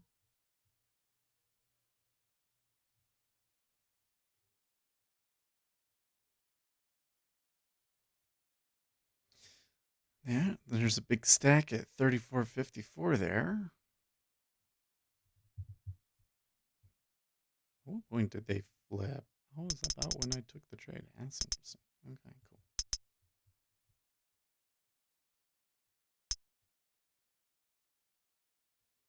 Oh, there's some iceberging in the 10-year at 17.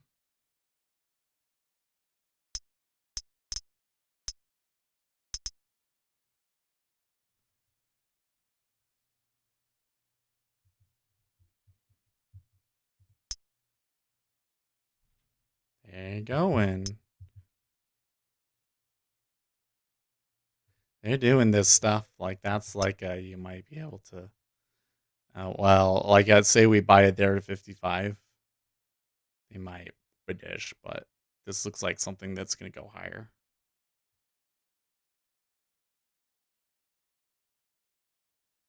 There's a lot of volume going on off there.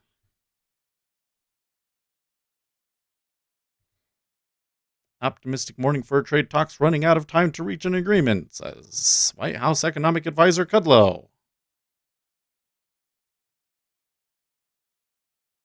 Oh yeah, we could go over yesterday's high. I mean, the market seems to be really confident about seeing a deal today. So I don't know. The question is just like, where can you actually buy it?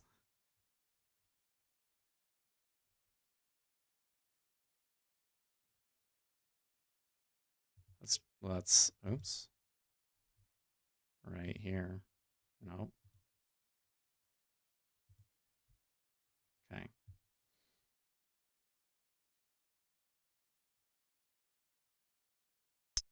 I guess not.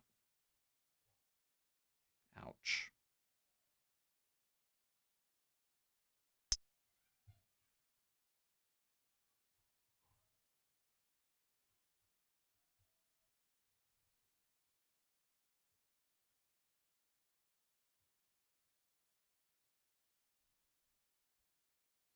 Do you think the Dems will allow a stimulus with the election coming up? It would bring a positive look on Trump. Well, I think that Nancy Pelosi will allow it if it's on her terms, which means that if it's a $2.2 trillion deal, that's what it sounds like they're talking about. And they just have some like language that they have to work out, or that's what they're saying. So yeah, could happen. Um, for our purposes, I don't know if it matters. The only thing that matters is that at the moment, the market believes that it's going to happen. Right?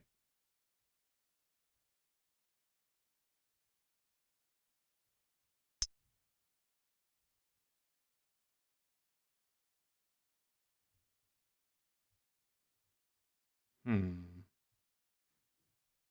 Not quite seeing the volume do what I want it to. The treasury ticked down there, though.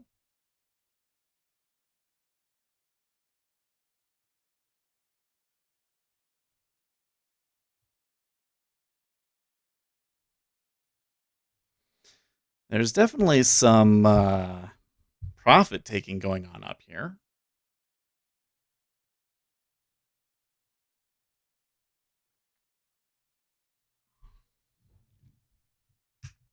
Overall, though, it looks like that longs are just adding here.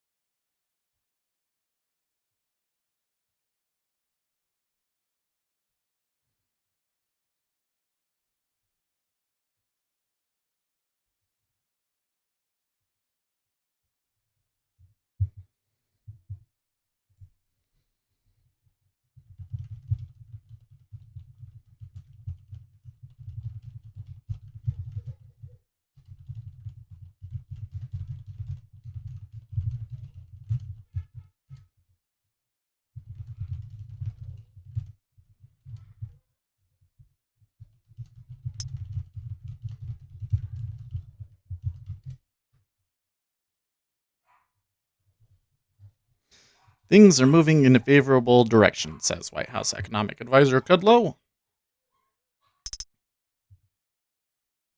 Oh yeah, Snap was up pretty big overnight. Yeah, I saw that as well. I was surprised because I hadn't heard. I thought Snapchat was dead. I thought that TikTok killed it.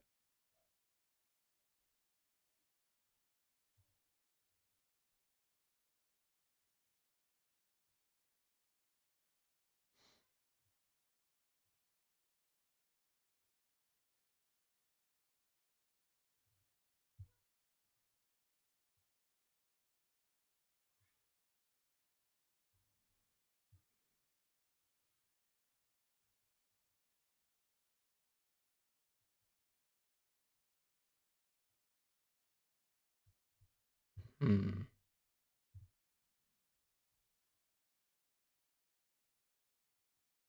Show me the volume. Come on.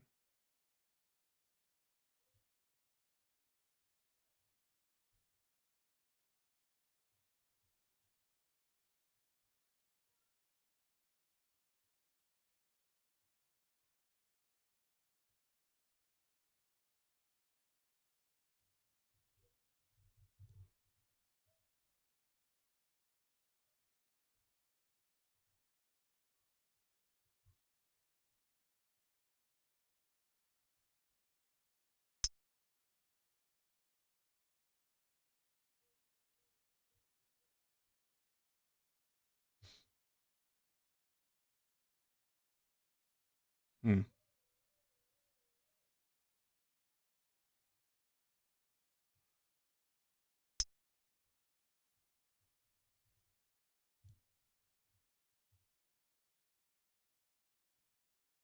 Okay.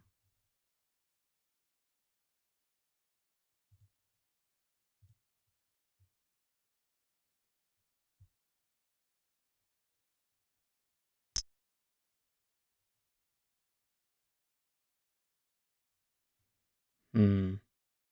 A little hit there, but the buyers absorbed it really well.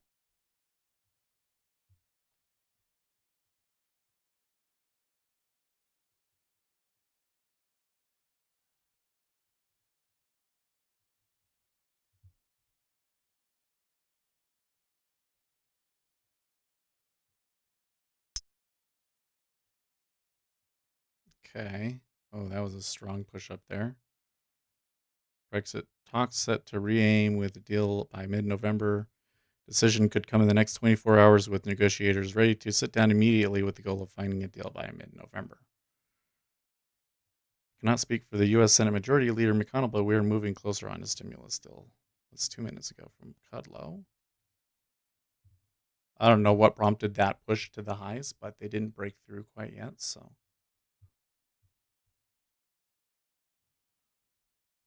Finally seeing the volume turn in my favor, though.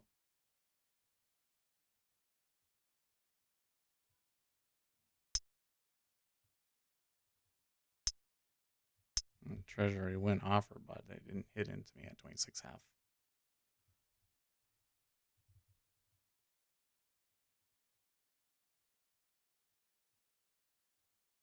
Okay, there's the new high.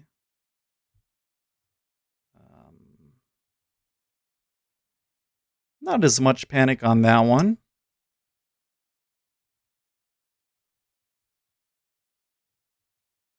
There's still a lot of volume that could come out if they're going to keep pushing it.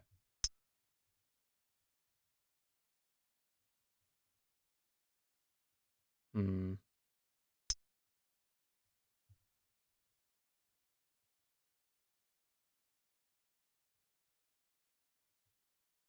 Well, that's unfortunate. That was the move that I was looking for, and they didn't take me out. And that treasury is stacking at 17 again.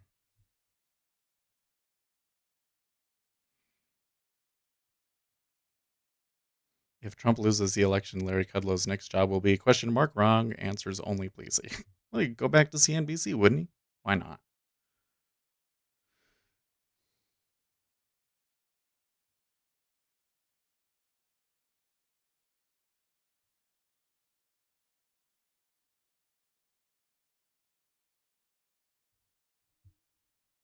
I'd have to go to CNBC so that he can bash everything that Joe Biden does.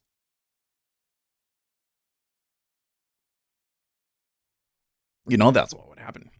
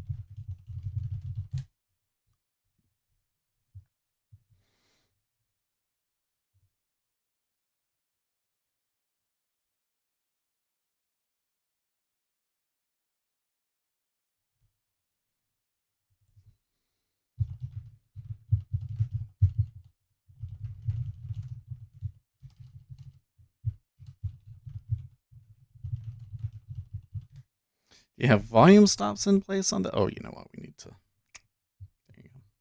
It's not a live order, so that's where the. But yeah, those are volume stops.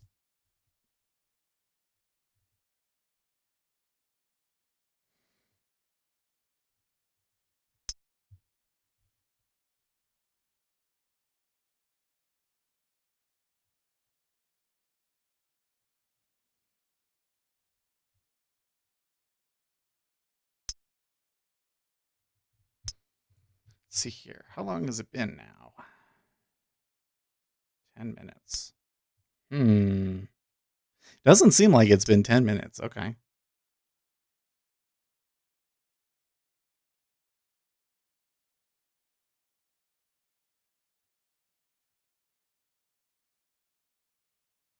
Okay, I should know we are in the counter trend period.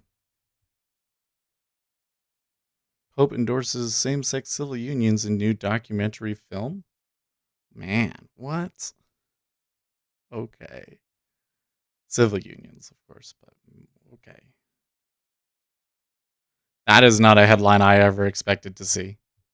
Trading Floor Audio retweeted that one, even though I don't think it's relevant to the markets, but that is quite astounding news. I'm not surprised. A lot of these people with all of the conspiracies about the Pope and everything will just be all over that one though, won't they?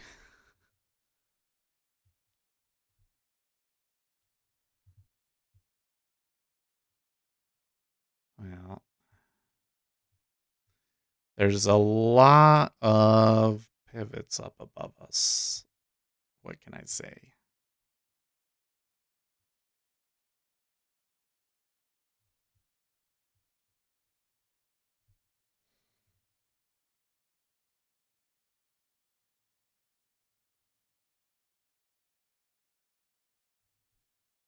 Did I put that in correct? Yeah,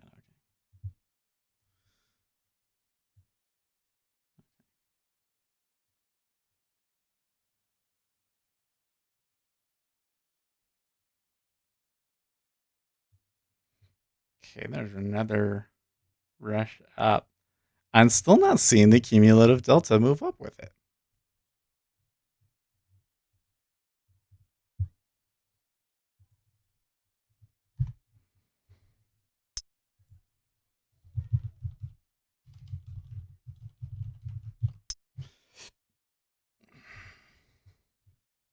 I mean, if they decide to go up for another leg up to the 65 area, I think that you could get a really, really strong move because of the way that the volume is positioned at the moment. But I'm not too sure that's actually going to happen at the moment.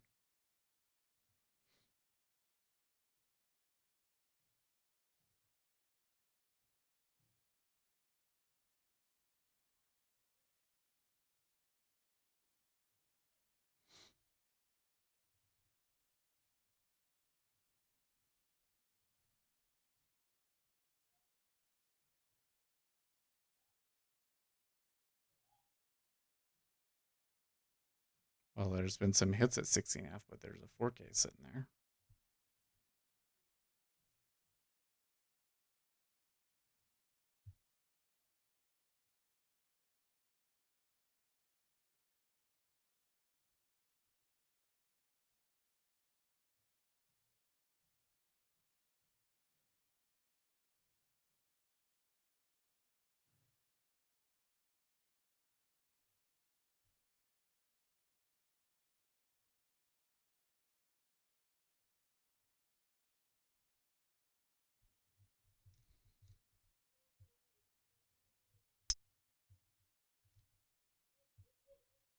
I don't know if this is going to turn out.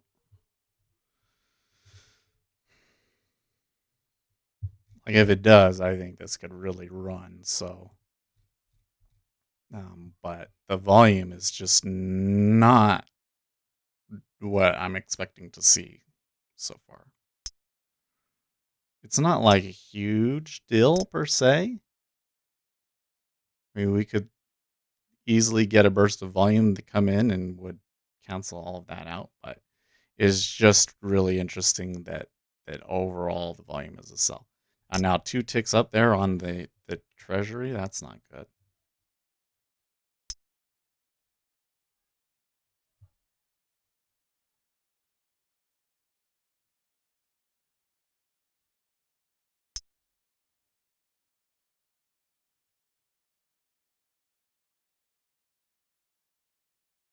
Hmm. Well, it sure turns for quickly. I mean, it really turned down there, right? And then they completely retraced that. No problem.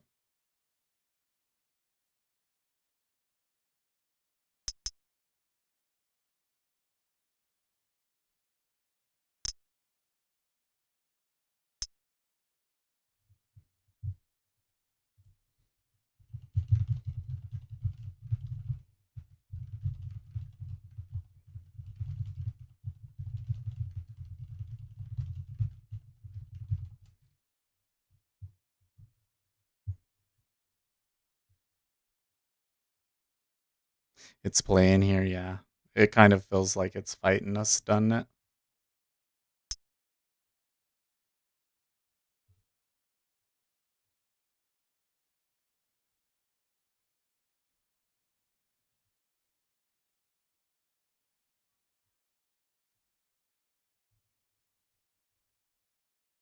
When it does so very easily. But when it goes up, does so very easily. But the volume overall, I mean, look at it, it's down.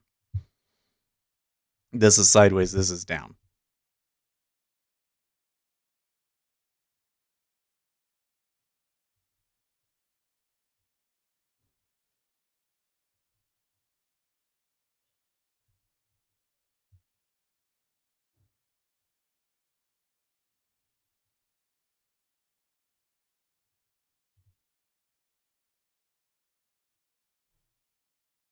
And now 18 is pulling? 3,000 to take that? I got that dead wrong, huh? And I was only looking for a tick. I should have hit out at 17.5, but I wasn't paying attention.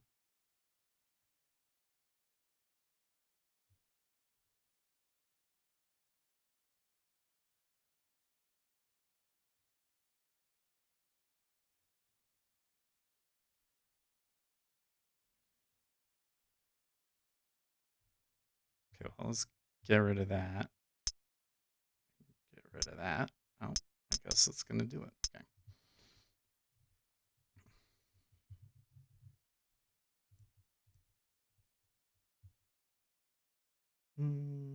Okay, so we're still up, but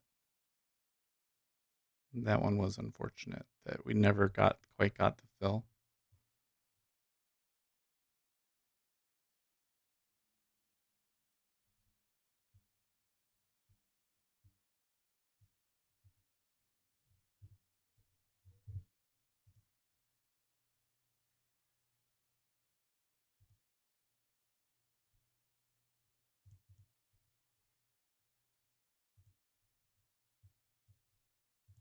Okay.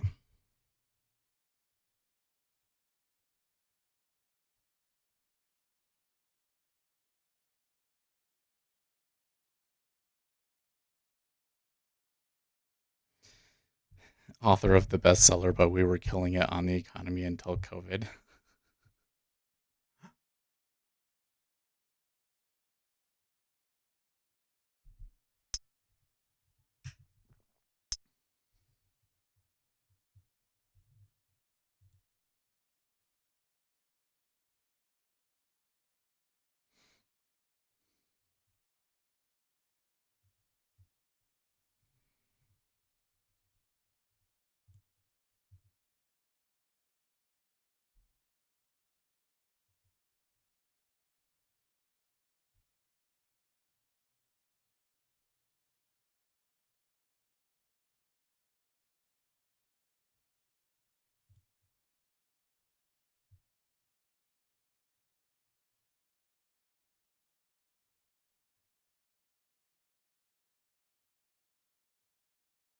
Hmm.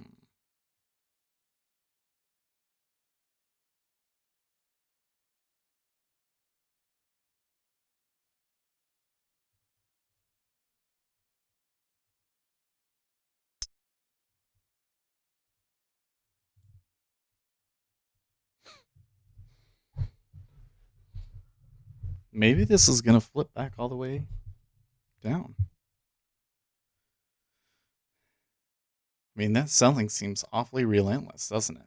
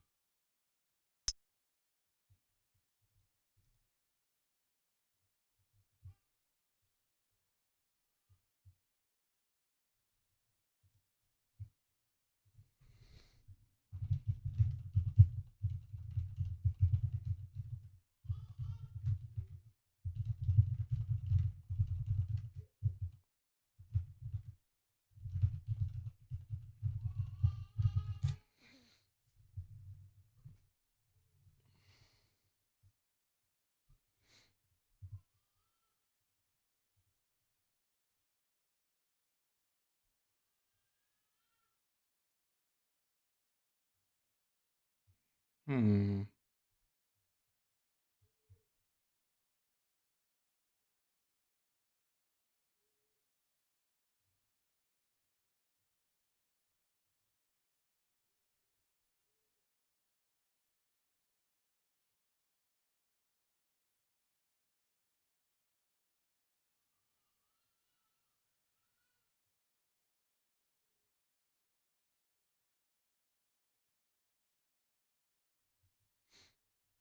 Stexhammer's claiming that PayPal going into the crypto space is bad for crypto because it will relegate it to just a digital fiat controlled by banks and governments.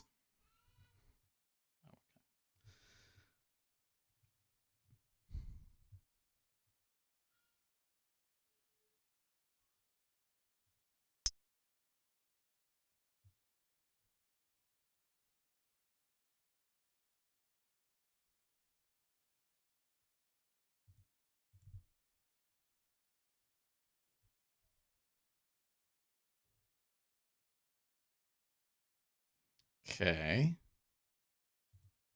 Try flipping again.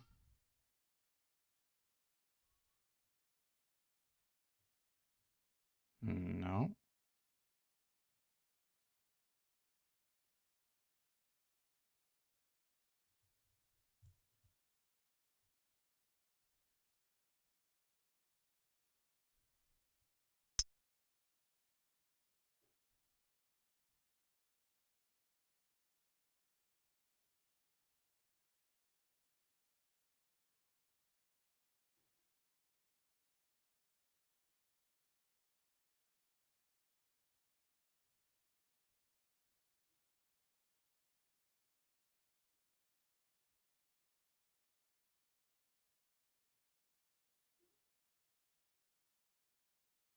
Hmm. This is just not working out for me today, is it, guys? Yesterday I could do no wrong, and today, just awful. Didn't cancel that cell fast enough.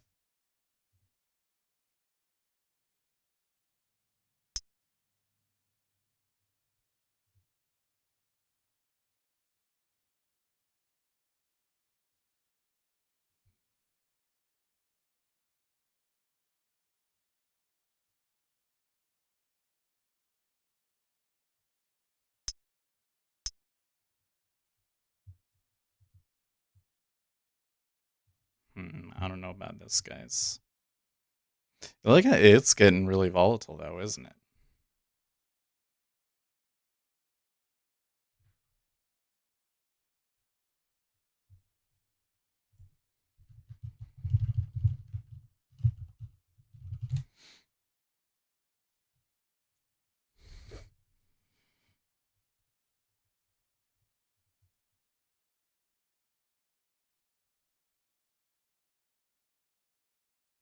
Well, the thing that sucks about this one is that I never intended to take a position there.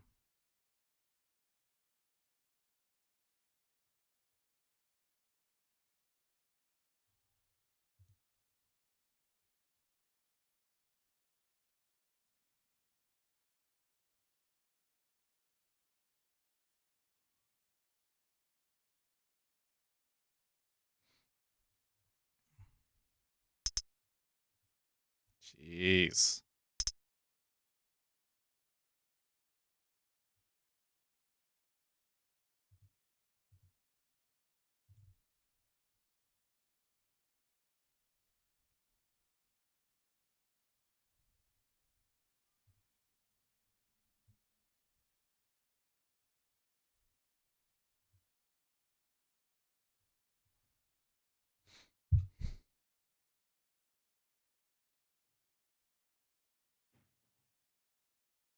I don't know. That 10 year is kind of buffing itself up.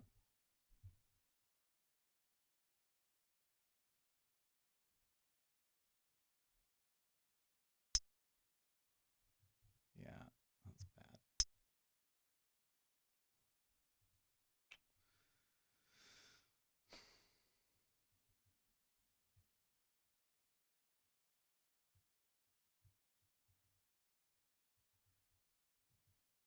Well, I mean, I guess they can touch the view up, but overall, we're in a spot that I'm expecting them to run, and they're not. They're being incredibly indecisive about it.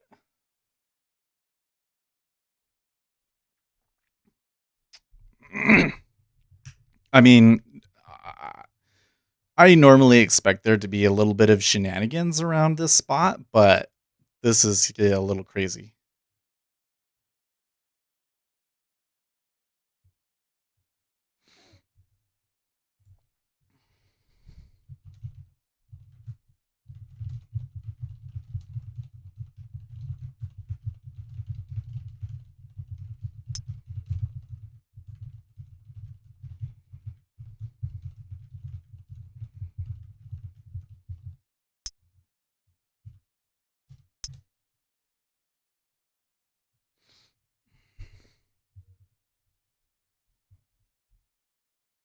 Okay, they did tick into 19.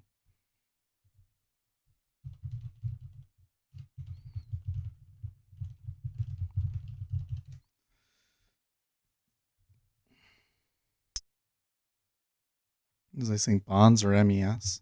Well, the bonds ticked up there, right? MES is the one where it's at the spot where I'd expect. Actually, they're both at a spot where I'd expect there to be battle.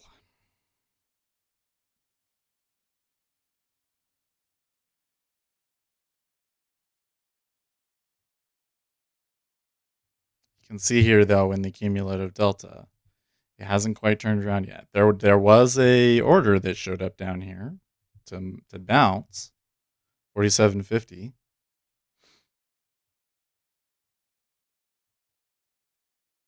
Oil's down, by the way. Dollar is really down. Dollar is pushing 92.4 now.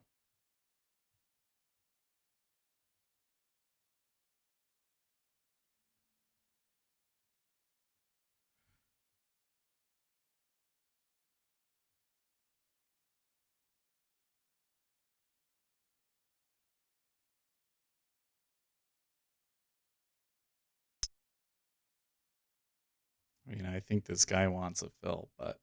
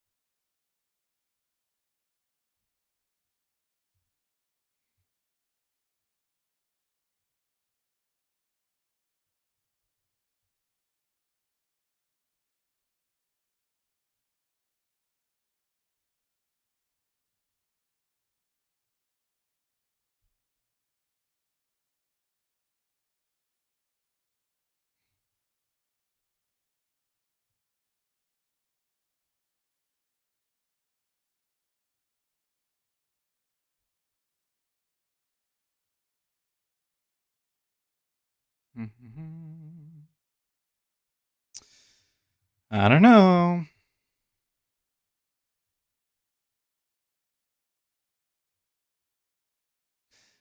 So we had a couple of volatile moves there, and now we're getting like just indecision. It's just not really going much of anywhere. Boston Public Schools announced that due to a rising COVID-19 infection rate in the city and in support of efforts to contain the spread, all students will shift to remote learning effective tomorrow, Thursday, October 22nd. Donald Trump, your 401ks will crash with Biden. Massive Biden tax and regulation increases will destroy all that you have built. Additionally, 180 million people will lose their private healthcare plans. Okay, well, they're going to fact check that private healthcare plan thing because.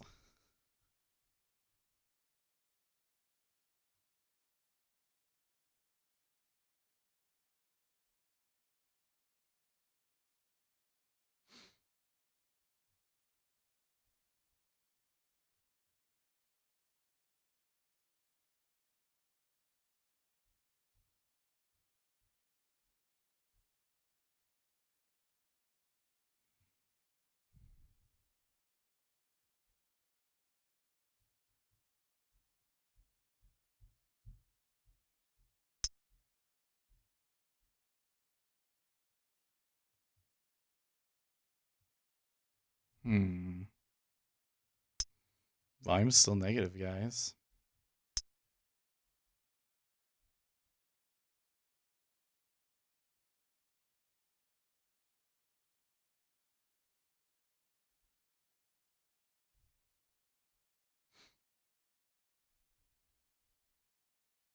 It's not really going anywhere, but.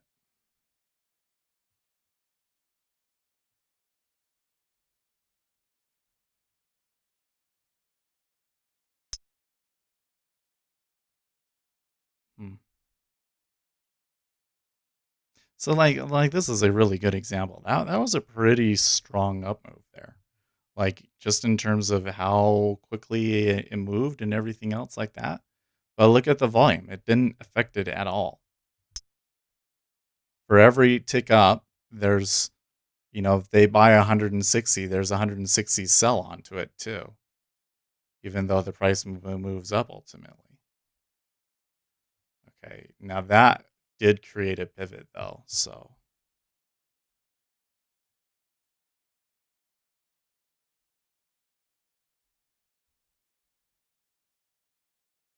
let's see if the 10-year turns down there.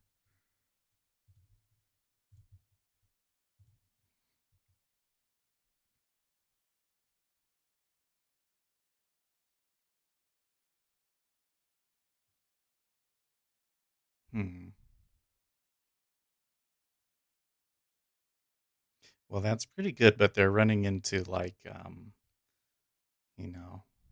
standard deviation, things preventing them from really moving up at the moment.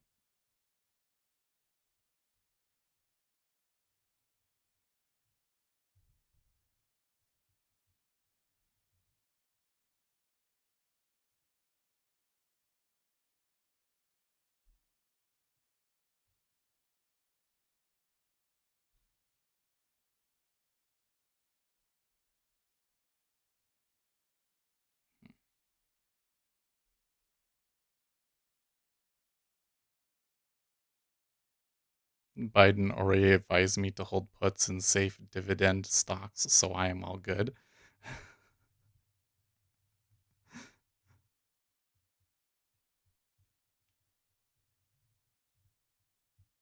It really feels like Donald Trump is just to be honest. So there was a story the other day about Frank Luntz says that the Donald Trump campaign is just a disaster and that his um, campaign people don't seem to have a clue what's going on and this and that.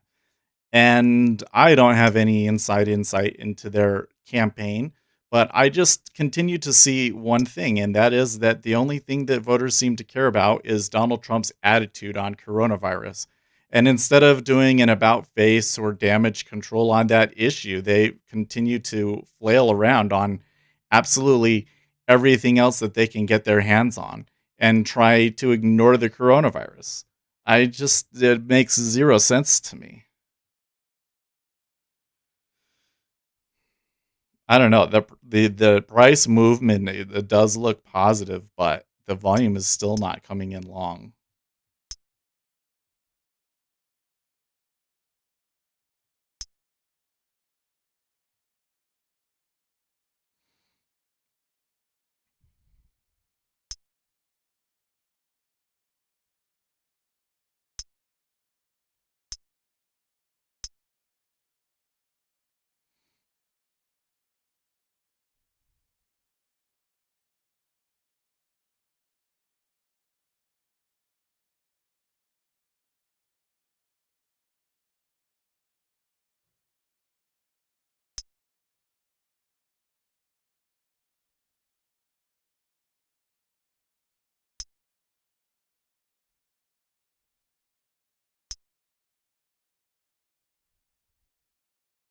I mean, I like that when it moves up that it kind of goes a little, a couple of ticks at a time.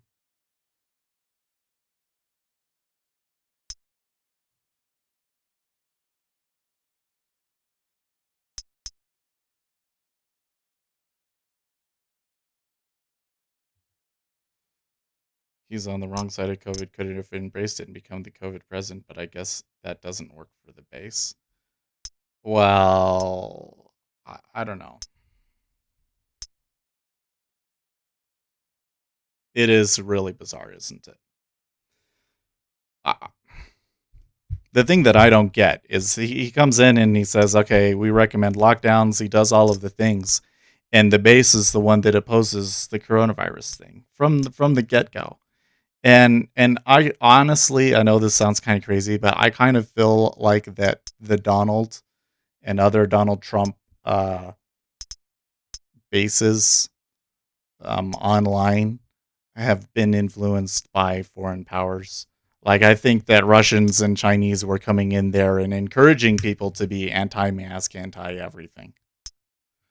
So I don't know if it's because he's listening to them or if it's just the whole thing about it. Because there really has been like a uh, hysteria over this that is not grounded in fact. And there's a lot of reactions to it and things that people think should be done that aren't grounded in fact, like crushing the virus, keeping things shut down forever. It's not based on in science. Even the World Health Organization is saying you shouldn't shut down. Only shut down, when you needed to really, get your feet under you and prepare your response. But then after that, it does more harm than good. Now, this is flipping around all over the place, man. This is flippy floppy everywhere.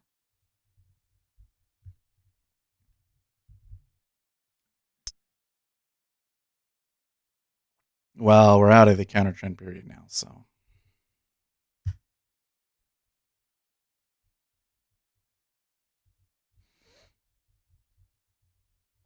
Media reports say DF-17 missiles have been deployed to China's southeast coast. Viewed as an aircraft carrier killer, the DF-17 has a range of up to 2,500 kilometers.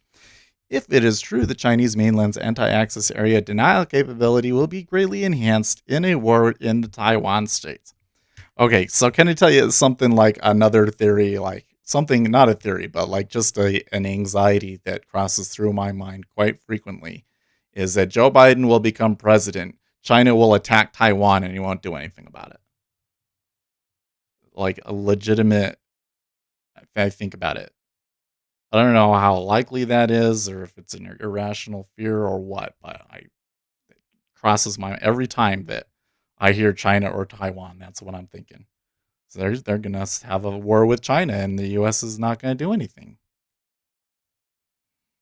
Okay, so there was a little bit of capitulation on that move down there.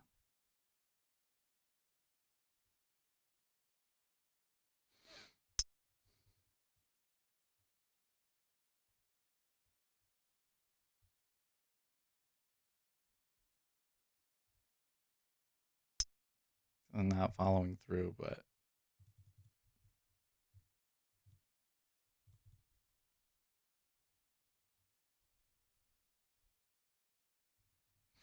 this point, I would much rather be short.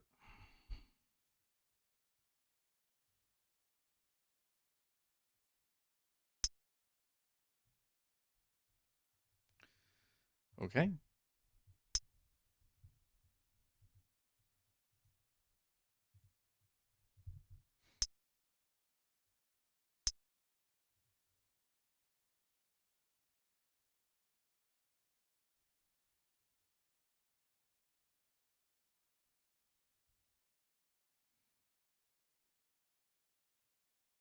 Since we're kind of in the middle on that one, it's acceptable to flip like that. I've got 40 on the downside. I don't know about that one.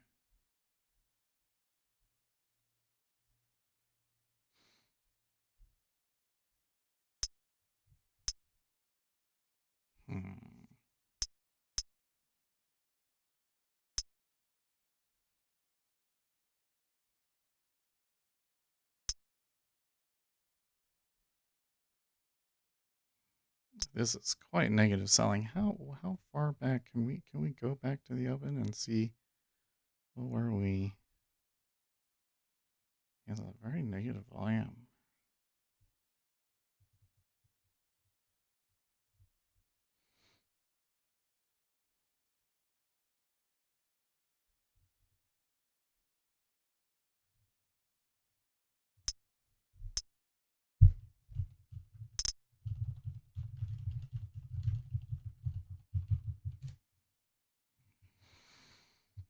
So the thing that I think I'm seeing right now is that the stops on the sell side, on the downside rather, are really close.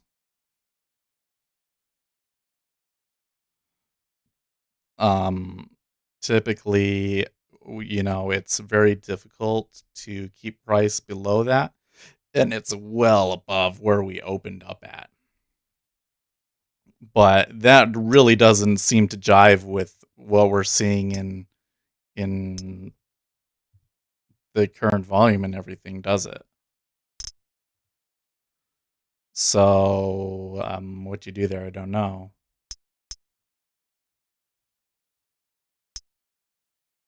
Like, can they just careen right through it and push lower?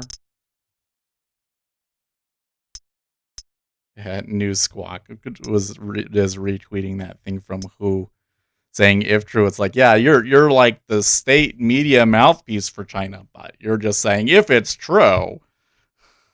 What?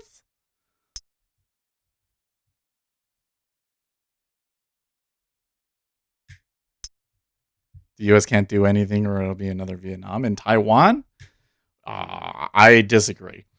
So the issue with Vietnam, and I don't think that the younger generation understands this, but the issue with Vietnam was that the South Vietnamese government were assholes, like essentially. There was never really a effective government in place. It took a really long time to even get a stable government. When they did, it was very authoritarian. One of the guys that was in there was just like crazy. There was like his wife would like wear all the expensive stuff and the sunglasses and everything else like that. America never had a reliable partner in South Vietnam other than the South Vietnamese military, which, was, they put a lot of sacrifice in, but that wasn't enough to stand against the North Koreans. Okay. Taiwan is totally different. Taiwan has a very solid, stable, effective government. They take their security extremely seriously. If the United States got involved and defended Taiwan against a land invasion from China, they would repel China. I'm not a military tactics guy. I know there are people out there that know all these things and what the defenses are and what the game plans for each side would be. I don't know anything about that, but just based off of what I know, I would feel confident that China would not be able to take over Taiwan. And I am very skeptical about about China invading Taiwan, as long as the U.S. was willing to get involved.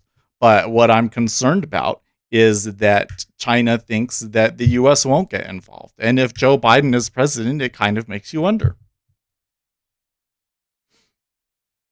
Would Joe Biden defend Taiwan? And here's the thing, this would be a great debate topic.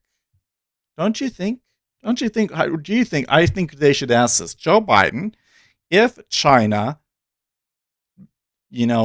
attacked Taiwan with a land invasion, would you use U.S. troops to defend Taiwan? I would like to hear that from Joe Biden, but guess what? They're not going to talk foreign policy in any of the debates. So I guess we'll never know.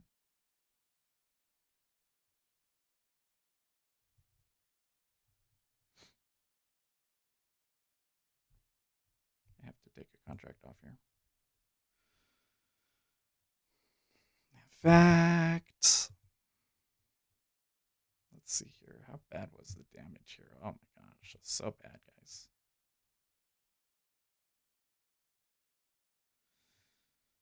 Oh, that was so bad. It was like 4 in a row. 5 in a row. 1, 2, 3, 4, and 2 small ones. And I missed, I could have taken way more on the initial upside too.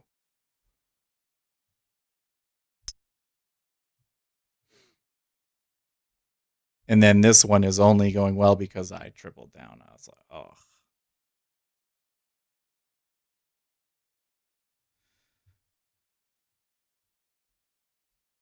That, when I got there, only cancels out the bad move. Pretty awful trading.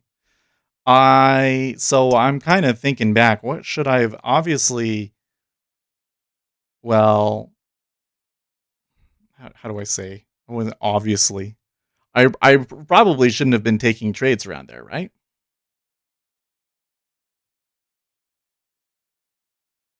A war between first world countries would be very on the edge, yeah. But that's where I'm saying, like, I really don't think that China wants to have a war with the United States. So I'm sure that a lot of it is posturing, but the United States should remain committed to defending Taiwan. And if they don't, I think that China would step in and take them over.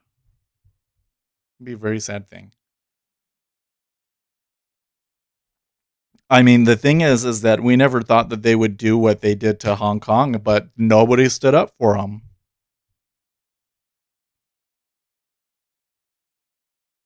His response would be that he would uphold any treaties, which would be a non-answer. I don't know.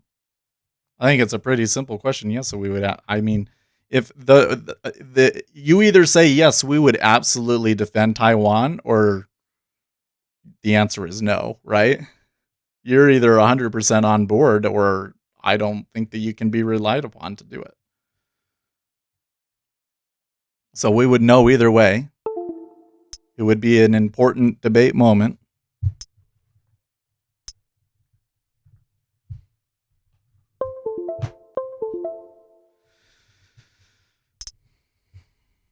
ZM and I don't, whatever. Okay, so there is a little bit of a turn. We have gotten some positive bars of cumulative delta now, just very tepidly. And like I said, it's kind of hard for them to push below this 42. I mean, it can.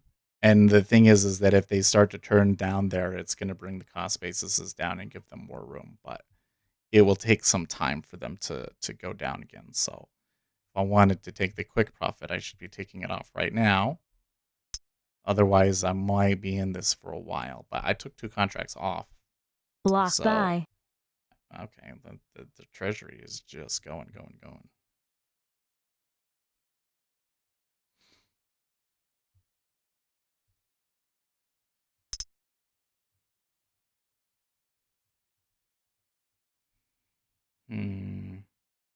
And there was a lot of volume on that again. Oh, look at that, 1498 at 34.44.75.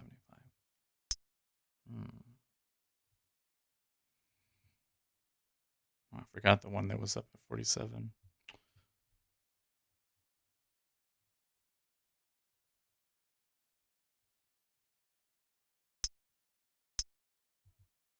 Well, I think I want this.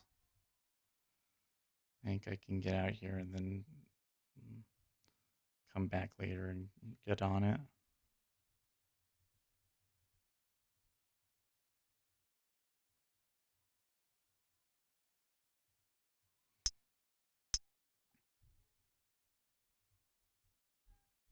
Of course, big orders start showing up.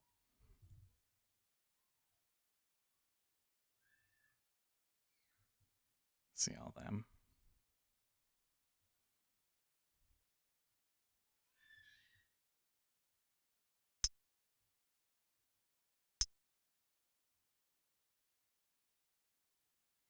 China would take a direct yes as a threat and escalate the situation? Nah, I don't think so. Because the administration has been very clear that they would defend Taiwan. I think they have at least.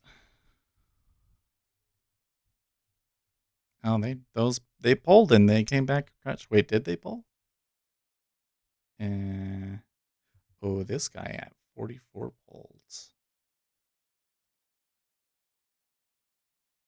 That was that offer that was never getting pulled. So I guess he decided that it wasn't going to happen.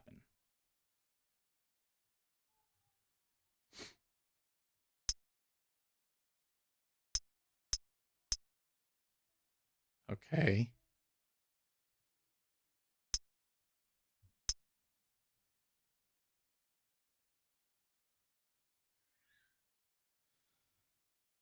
So I'm just seeing more people tweeting about the Taiwan thing. I don't know if that's why they went down. I also saw in Italy reports 15,000 new virus cases versus 10,000 the previous day.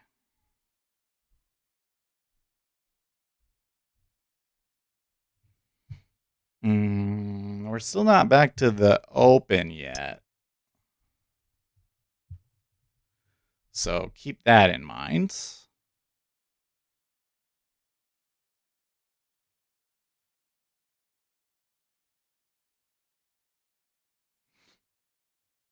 The Treasury is kind of acting like they expecting a turn here. And I am honestly thinking there might be a turn here.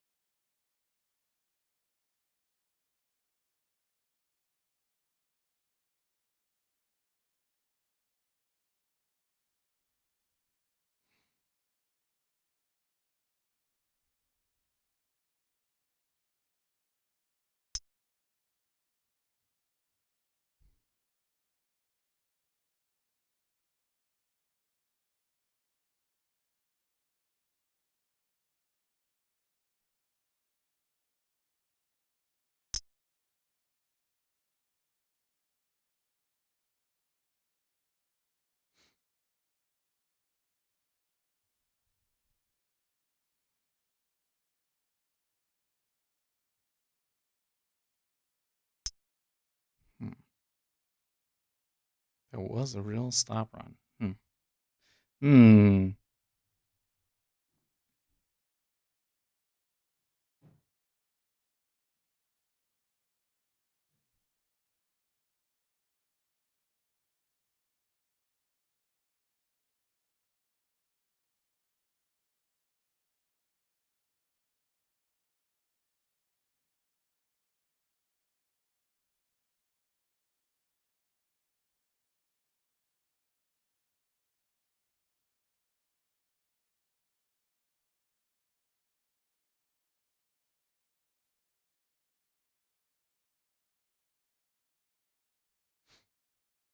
Okay.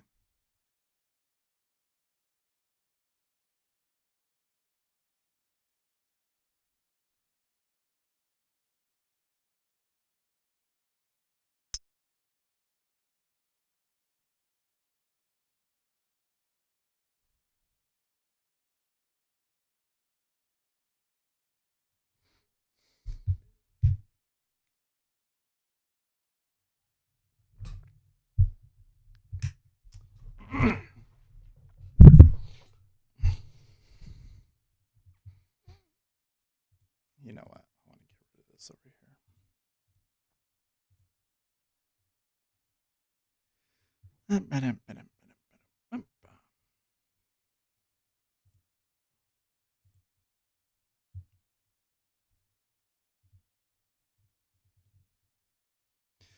Just an indicator that I was trying. Don't really want it anymore.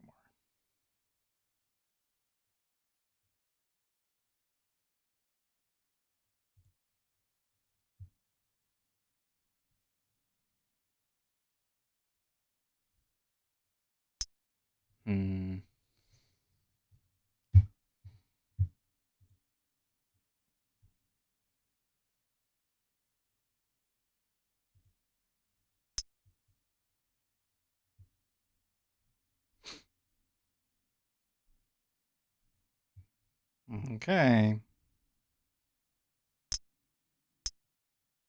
Should I? Well, I don't know actually here. I think that I should, I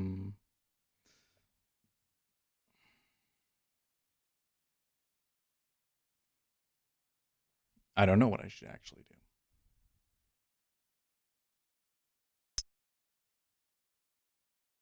About 30 minutes to the London close.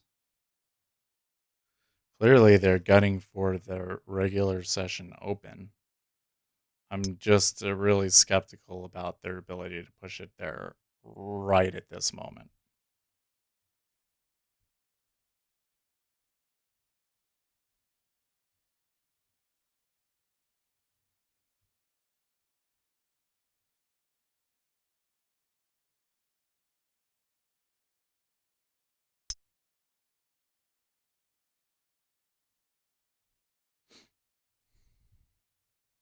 Yeah, he's going to go get me.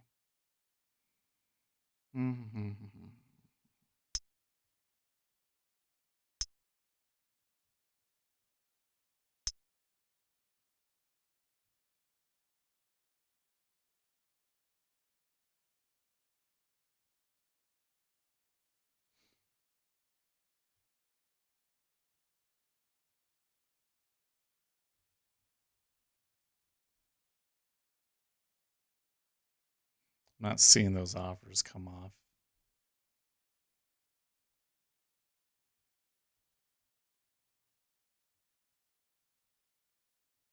Should probably have waited for the level 2 to flip.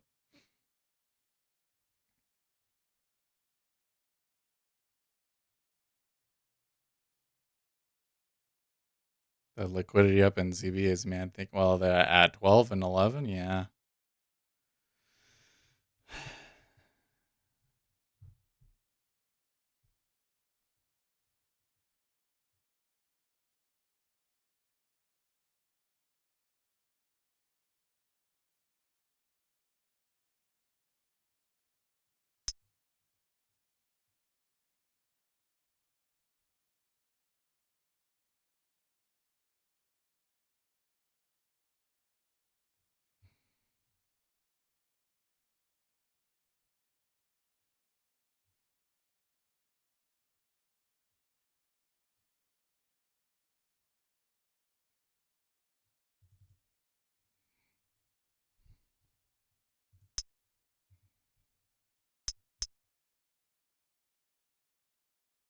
Man, the Treasury wants it. They want it bad. Wonder what's going on here. There must be something else going on that we don't know about. I mean, I wouldn't be surprised to see the E-mini come back to break even, but the Treasury is being awfully.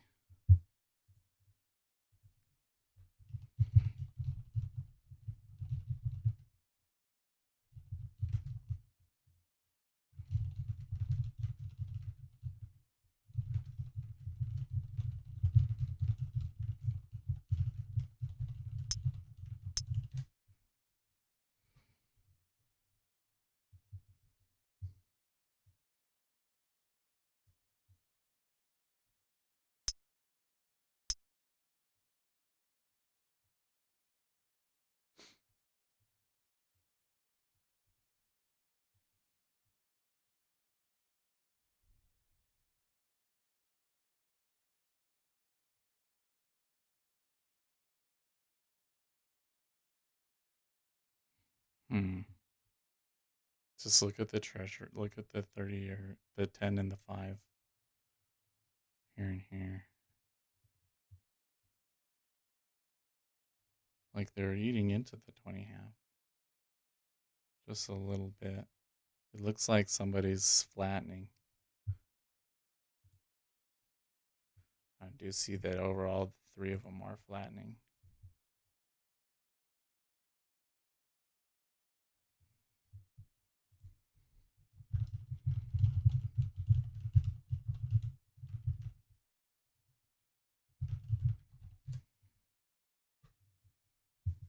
And then they take 20 half.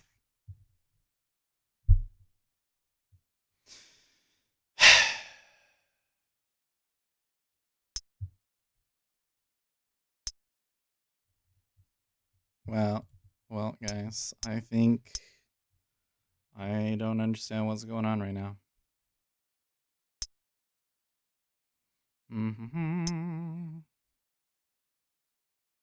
You're gonna sell? Like, when you look at it, it's like, oh, well, it's just gonna keep going. I don't know how. I guess there's this spot down here, 22.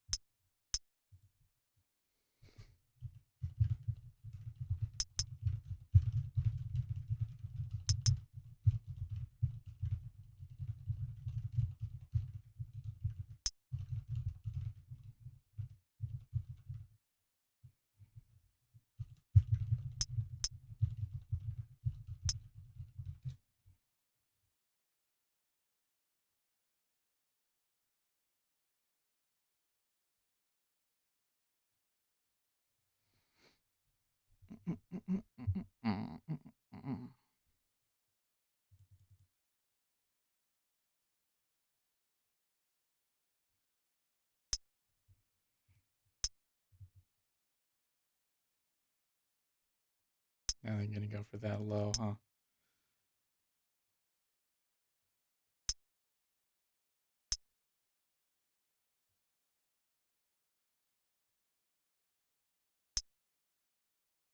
And did I switch? I did.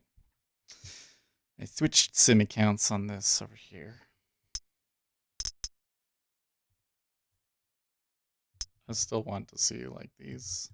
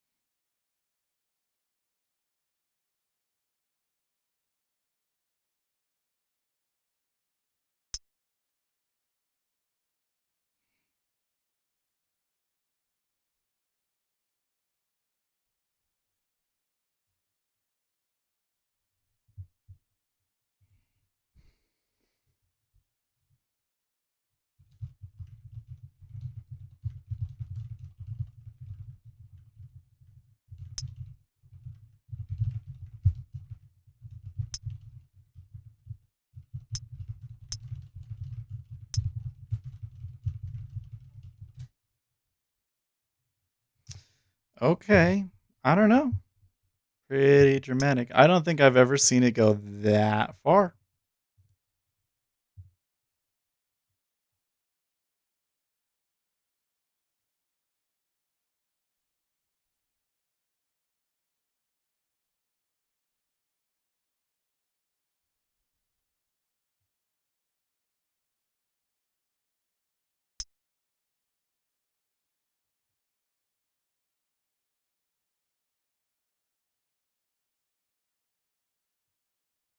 Hmm.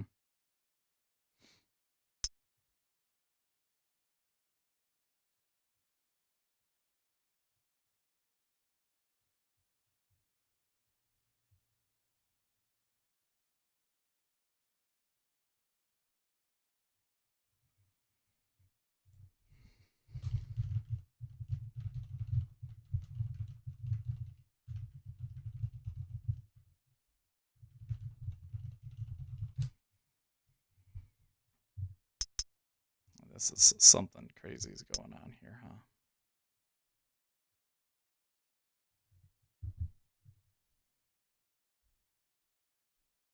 Sudan will be removed from terrorism list soon. I don't see any news. Is it just a new panic? I don't get it. I don't get it either. I mean, it could be based off of individual stocks or something. The whole thing is a little crazy, though, isn't it? I do see some big guys stepping in the 30 area. But they were also kind of stepping in the 33 area. And overall, you're just not seeing the cumulative delta buy. It's just not happening.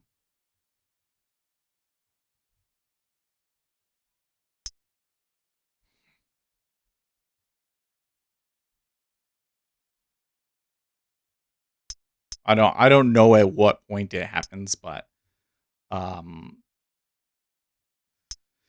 given the what we've known, so how do I say this? Obviously, I'm not doing so well, so it's I kind of like feel like whatever I say is gonna be like stupid, anyways, right? But I've never seen it come this far through on a stop run before, but we've always seen it come back to it, so that they would come back to 42, but they're just not. They're just right. They're just still going.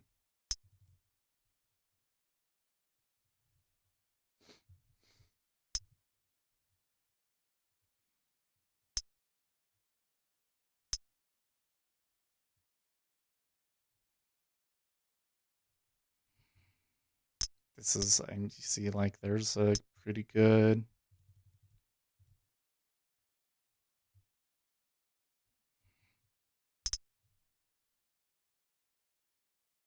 Nope.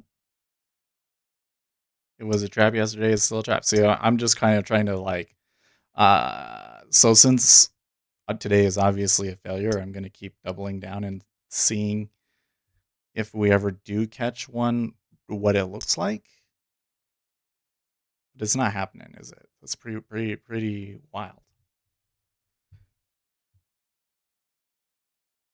I mean, they look like they're just headed straight for yesterday's low. Like, pretty crazy.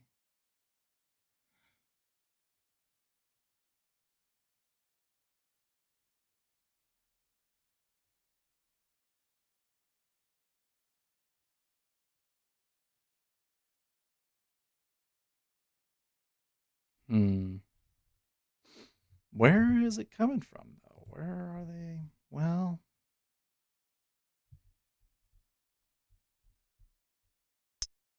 some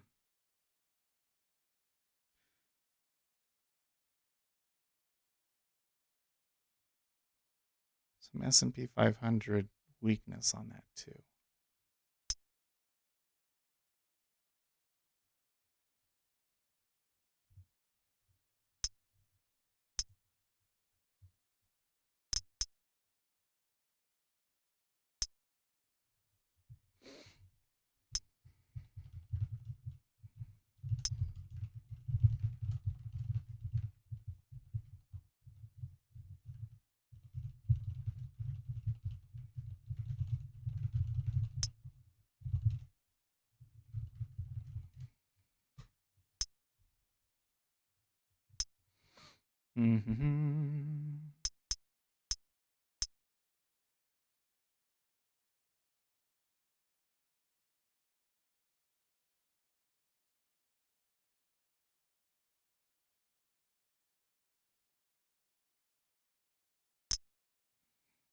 Well, it makes you want to go short, doesn't it? But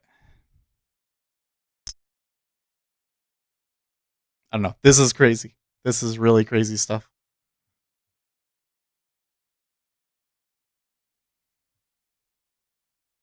Clearly, so I don't know. So there's the thing that confuses me is that I'm not seeing a headline. I'm not seeing any kind of headline at all. And they have gone well beyond what the volume says that they should be able to. So how is that? Why are you seeing so much long-term liquidation happening like that all of the sudden? Because I don't know, is it just because it's Wednesday? They were planning on selling it? I don't know.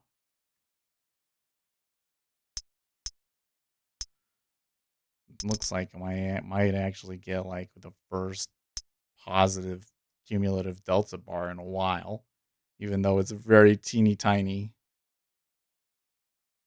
It's so wild.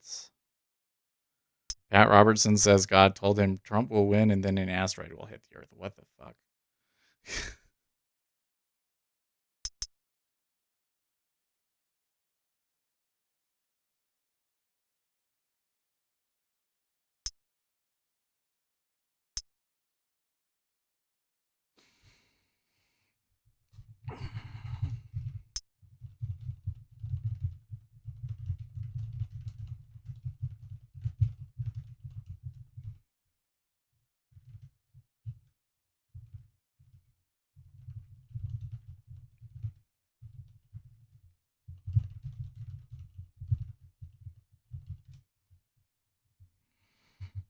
Mm-hmm. I mean, with the way that this has been going.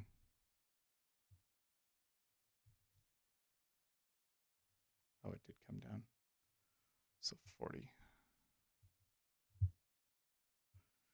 Okay. Well, I'm gonna go to the bathroom and be right back.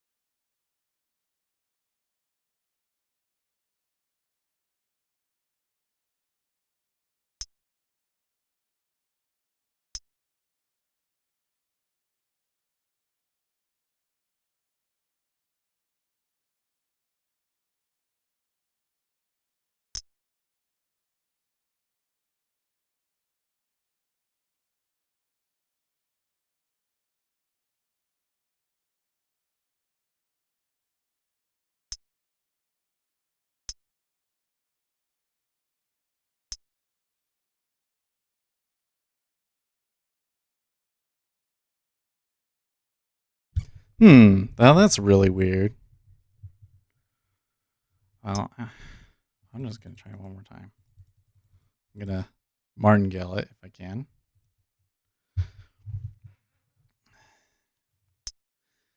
And I'll just get rid of all these and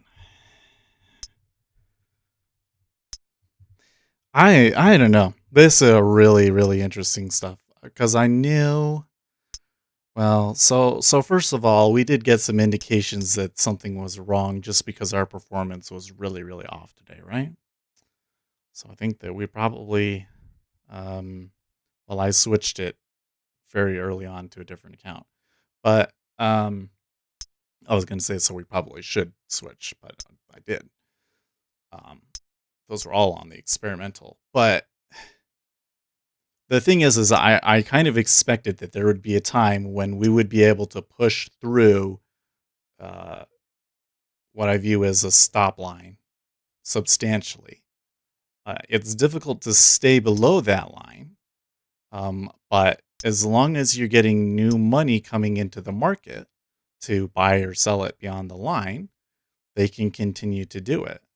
And today, we have just gotten an insane amount of sell volume. So we knew it was possible. And not only did we know it was possible, but, I kind of always suspected that we would see moves like that from time to time, like a real trend day of some sort.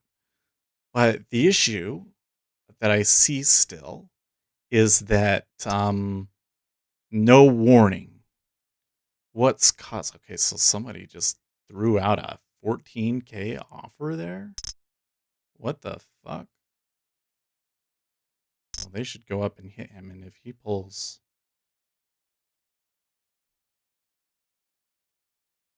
hmm,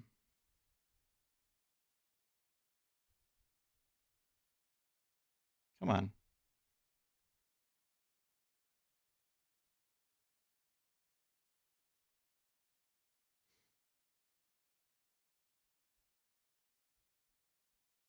They're not willing to bid it up to it.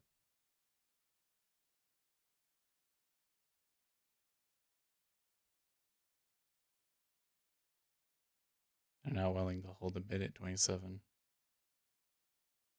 Not yet, at least. Okay, there you go. Okay, some hits on it. What? What? That was bullshit. Would you see that?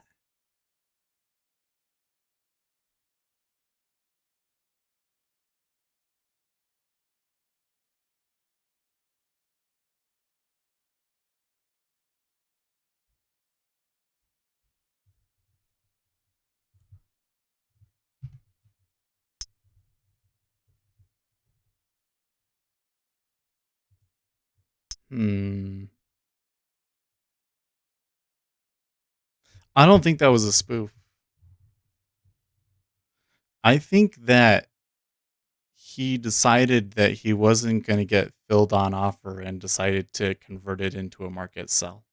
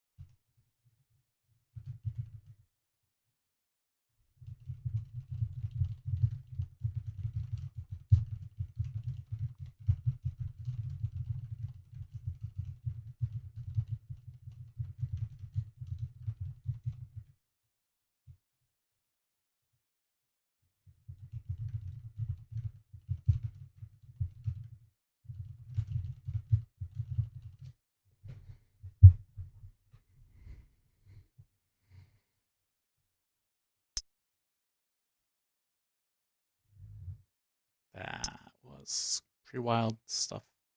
I don't think that was a spoof. I think he converted it to a market order.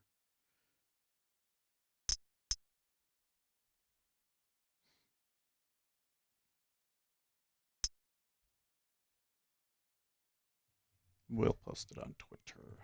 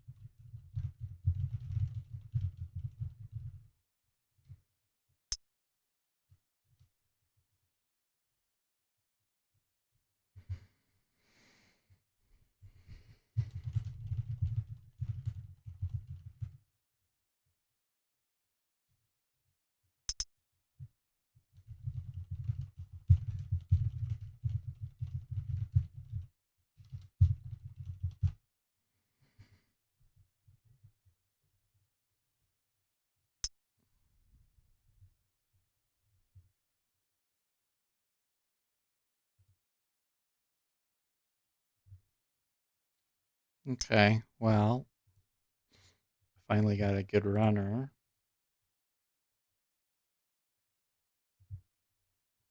Um,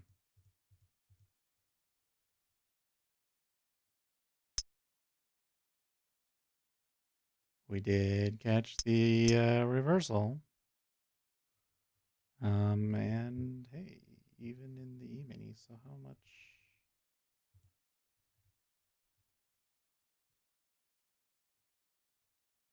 Okay.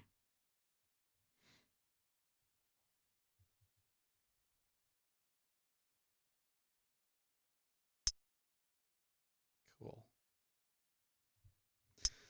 So a martingale didn't come out positive, but that whole thing is crazy.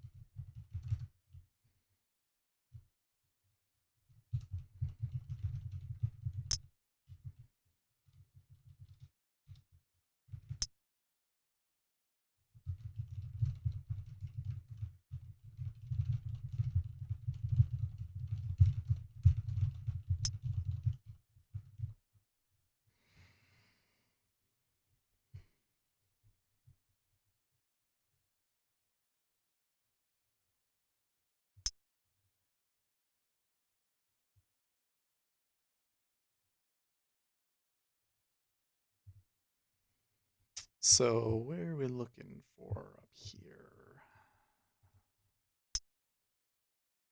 38, 39 or so?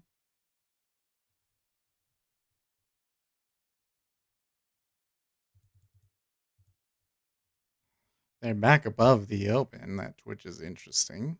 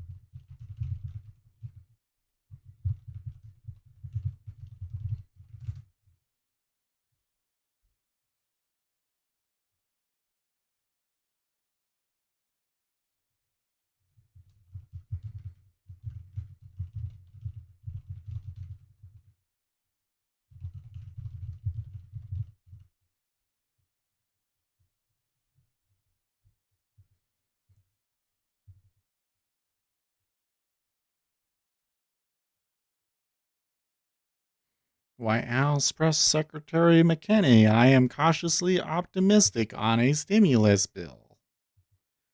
This is all just very odd, don't you think?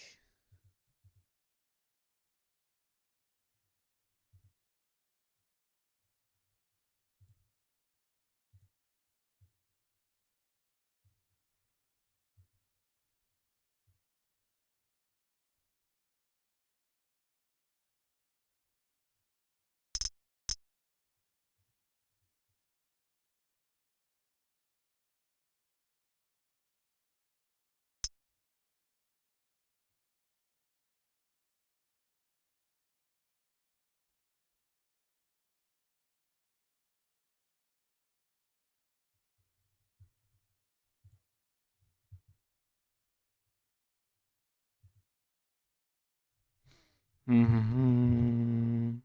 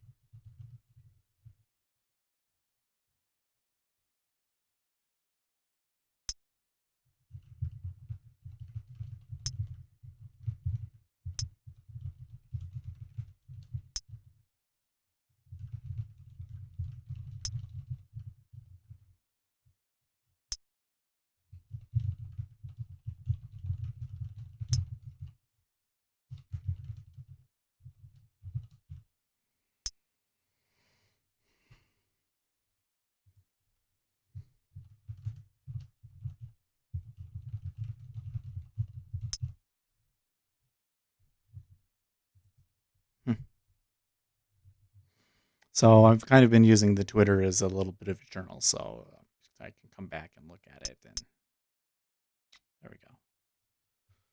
Cool. Cool, man.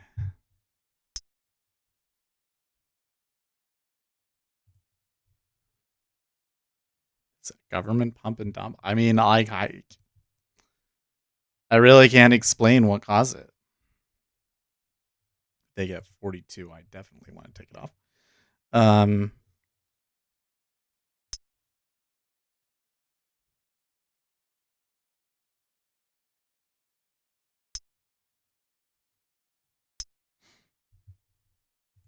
What is it? Was there something here? What's this?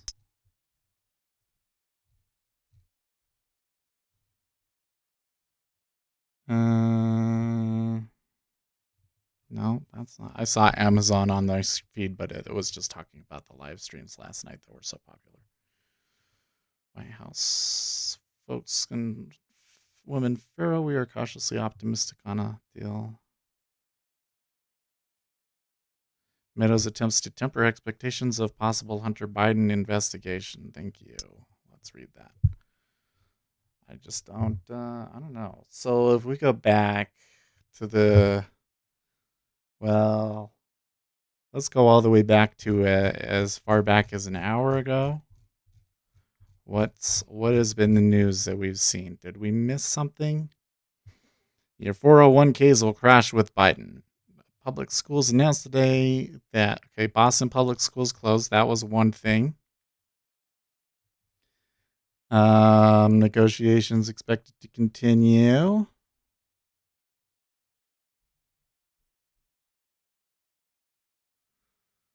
One conservative activist close to the Hill predicted to me that a $1.8 trillion stimulus deal with Trump's backing would get 60 to 75 House Republicans to vote yes. Secretary of State Pompeo, and then there was the China thing.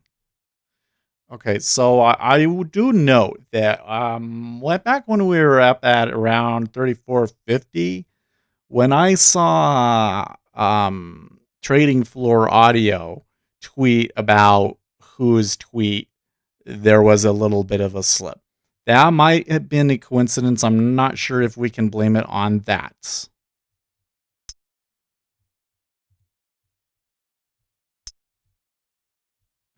Okay. What's this? Tesla is contacting Model Y owners for inspections weeks after a roof flies off on a California highway. What? Well, that might be a contributor, because if Tesla's down, that's been a kind of a proxy for risk. Let's go and see where Tesla is at.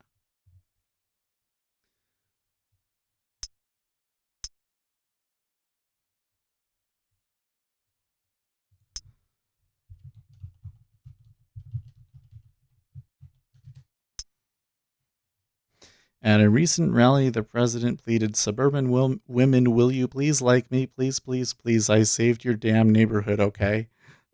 What?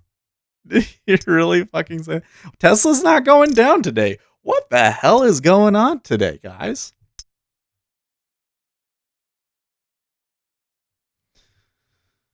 Pompeo saying a bunch of stuff about Iran and don't deal with them. Accuses China of lack of transparency over virus exit. Feds mister the understanding of resiliency or lack of in the markets as an area where we're a little bit behind on. We did come back to the line. I was in the end. Now when we come back over here though, when it turned, and let's say around here, it did. It did in fact flip. Okay.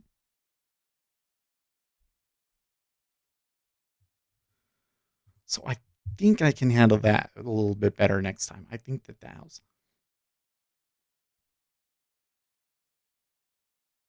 Cautiously optimistic is just a reassuring way of saying I have no idea, says New Squawk. Yeah, right. Transaction tracker is softening. JP Morgan.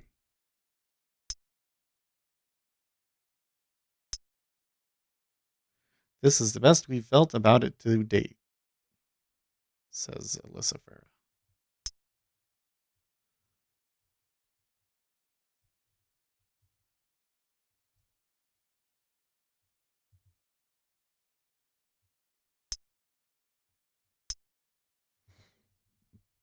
I don't know.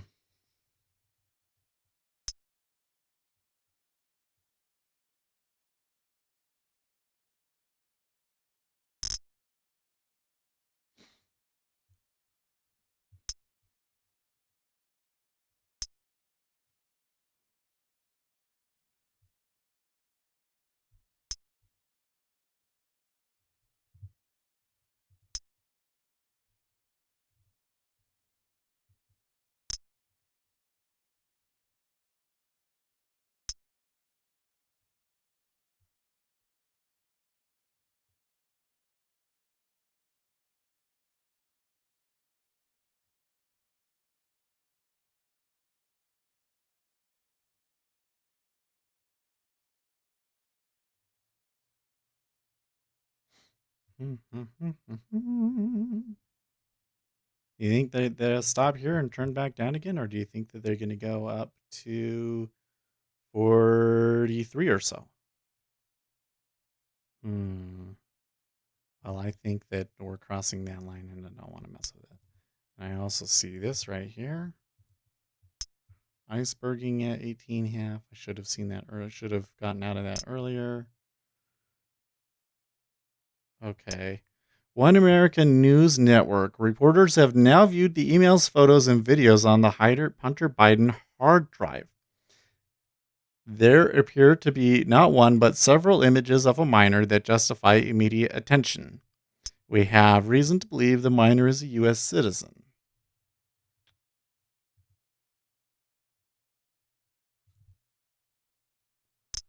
Huh. Oh, look, I could have gotten a better exit.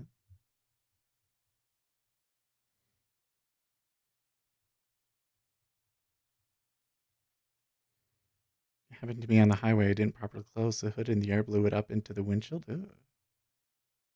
I am cautiously optimistic that the market will be up or down from here by the end of the year, right? I've copyrighted Hunter Biden hard drive, and every time someone says it, they owe you a nickel. Well, okay, so we got an important thing that we need to pay attention to. I know that One American News Network is not the most beloved and respected news network out there, but they are now confirming there is not one but several images of a minor that justify immediate attention. We have reason to believe the minor is a U.S. citizen. The question I have is the minor his niece? Because the whole conspiracy theory that the Donald is running off of now is that Hunter Biden was abusing his niece, or I guess it kind of became his stepdaughter, and Joe Biden knew and didn't do anything about it. That's what Rudy Giuliani was implying with when he was on Newsmax last night. By the way, we did recover back to the line. There's some sell volume coming in again, suggesting that maybe they want to sell again. Hey Seth, do you use the ladder to trade ES, or is that market too fast? No, I absolutely use it to trade ES. You can see I did it today. I was an absolute dismal failure at it, and I martingaled and was able to pull out a profit somehow. So, wasn't good trading at all.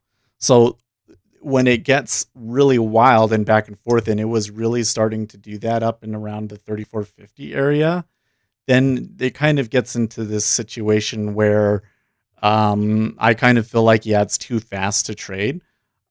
But it's not just too fast to trade for the Dom. It's just too fast to trade, period. Like, the amount of risk that you're taking because you're getting random moves that are almost like 10 handles far, it's just, it kind of becomes a crapshoot with the amount of risk that we can take. So, if you're a big guy, you just size down, increase your stop, and you're fine.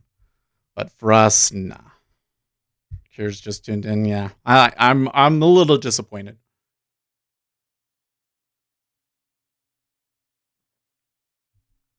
I'm just a little disappointed because I don't understand why it came down, and the whole thing is we're supposed to be up on being able to see those moves, and you got one of the most significant ones that we've ever had, and there's no rhyme or reason for it. I can't believe I didn't get filled at 18.5 there, man. I can't believe I was like, this isn't good. It's just interesting it ticks up 2 like that so easily. Asset treasury, right? The thing I've always found frustrating about the treasury is you'll get like an iceberg and then it turns the other way and hardly any contracts go through or whatever. And like, watch, when it comes back down, I'll take it off at 18.5 and like nothing will trade there and it'll go further. Like, that's the way that kind of stuff works.